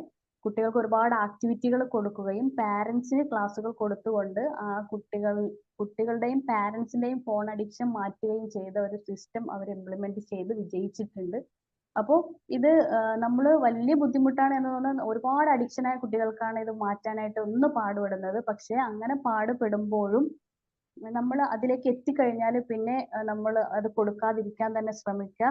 കുട്ടികളുമായിട്ട് പുറത്തു പോയി കളിക്കുക. അപ്പൊ ആ സിസ്റ്റം ഒക്കെ ഞാനും അത് ഇവിടെ ഇംപ്ലിമെന്റ് ചെയ്തപ്പോൾ എൻ്റെ മോൻ ഫുഡ് കഴിക്കുന്നെങ്കിൽ ഈ ഫോൺ വേണം, അങ്ങനെയൊക്കെ ആയിരുന്നു. അപ്പോൾ എനിക്ക് ക്ലാസ് എടുക്കുന്നതുകൊണ്ട് ഇപ്പോൾ നിർബന്ധമായി ഫോൺ കൊടുക്കില്ല എന്നൊരവസ്ഥ വന്നപ്പോൾ അവർ കുറെ മാറി. ഇപ്പൊ സൈക്കിൾ വാങ്ങിച്ചു കൊടുത്തു, പുറത്തേക്ക് കളിക്കാൻ തുടങ്ങിയപ്പോൾ ഫുള്ളായിട്ട് ഫോൺ എനിക്ക് ധൈര്യമായിട്ട് എവിടെ വേണമെങ്കിലും കൊണ്ട് വെച്ചിട്ട് പോവാം, അവർ വന്ന് എടുക്കുന്നില്ല. അപ്പൊ ആ ഒരു അവസ്ഥയിലേക്ക് വന്നിട്ടുണ്ട്. അപ്പോൾ അത് നമ്മൾ തന്നെ മുൻകൈ എടുക്കുക എന്നുള്ളതാണ്. പിന്നെ ബുക്കുകൾ, ഞാൻ എവിടെ പോയാലും ബുക്കുകൾ വാങ്ങിക്കും, കുട്ടികൾക്ക് ഈ കളിക്കൊടുക്കുക അങ്ങനെയുള്ള സംഭവങ്ങളൊക്കെ വാങ്ങിക്കൊടുത്തിട്ട് കളർ ചെയ്യിക്കുകയൊക്കെ ചെയ്യുന്നത് കൊണ്ട് ഇപ്പൊ അവർ അതിലേക്കൊക്കെ മാറിയിട്ടുണ്ട്. ഒരുപാട് മാറ്റം ഉണ്ടായിട്ടുണ്ട്. അപ്പൊ നമ്മൾ പാരന്റ്സ് മുൻകൈ എടുക്കുക എന്നുള്ളതാണ്. എന്നിട്ടും നമുക്ക് സാധിച്ചില്ലെങ്കിൽ മാത്രം നമുക്കൊരു ഡോക്ടറെ കൺസൾട്ട് ചെയ്യാവുന്നതാണ്. എന്തായാലും ഡോക്ടറുടെ ഒരുപാട് നിർദ്ദേശങ്ങൾ സാറിന്റെ അനുഭവത്തിൽ നിന്നും അതുപോലെ ഒരുപാട് കാര്യങ്ങൾ നമുക്കിവിടെ പറഞ്ഞു തന്നു. അപ്പൊ അതൊക്കെ നമ്മുടെ ലൈഫിൽ ഇംപ്ലിമെന്റ് ചെയ്യുക. എന്തായാലും നാളെ സാറിന്റെ 3ാമത്തെ ബാച്ച് ആരംഭിക്കുകയാണ്. Pre marital counselling. ഫീ വരുന്നത് 600 രൂപയാണ്. വളരെ റേറ്റ് കുറവാണെങ്കിലും നമ്മുടെ വിംബിൾ അക്കാഡമിയുടെ ഒരു പ്രത്യേകതയാണ്, റേറ്റ് കുറവാണെന്ന് വിചാരിച്ച് ക്വാളിറ്റി ഒട്ടും കുറയില്ല. നല്ല ക്ലാസ്സുകൾ തന്നെയാണ് ഇവിടെ പ്രൊവൈഡ് ചെയ്യുന്നത്. റേറ്റ് കുറച്ചു കൊടുത്തുകൊണ്ട് ഒരുപാട് ആൾക്കാരിലേക്ക് കോഴ്സുകൾ എത്തിക്കുക എന്നുള്ള ഒരു ഇന്റൻഷൻ കൂടി നമ്മുടെ ഈ ഒരു സ്ഥാപനം ഏറ്റെടുത്ത് മുന്നോട്ട് കൊണ്ടുപോവാണ്. അപ്പോൾ നിങ്ങളുടെ എല്ലാവരുടെയും ഈ ഒരു നിറസാന്നിധ്യത്തിന് വളരെയധികം താങ്ക്സ്. അതുപോലെ Wimble academy founder Faisal sir, doctor Younis സാറിനും പ്രത്യേകം നന്ദി അറിയിക്കുന്നു. Thank you very much.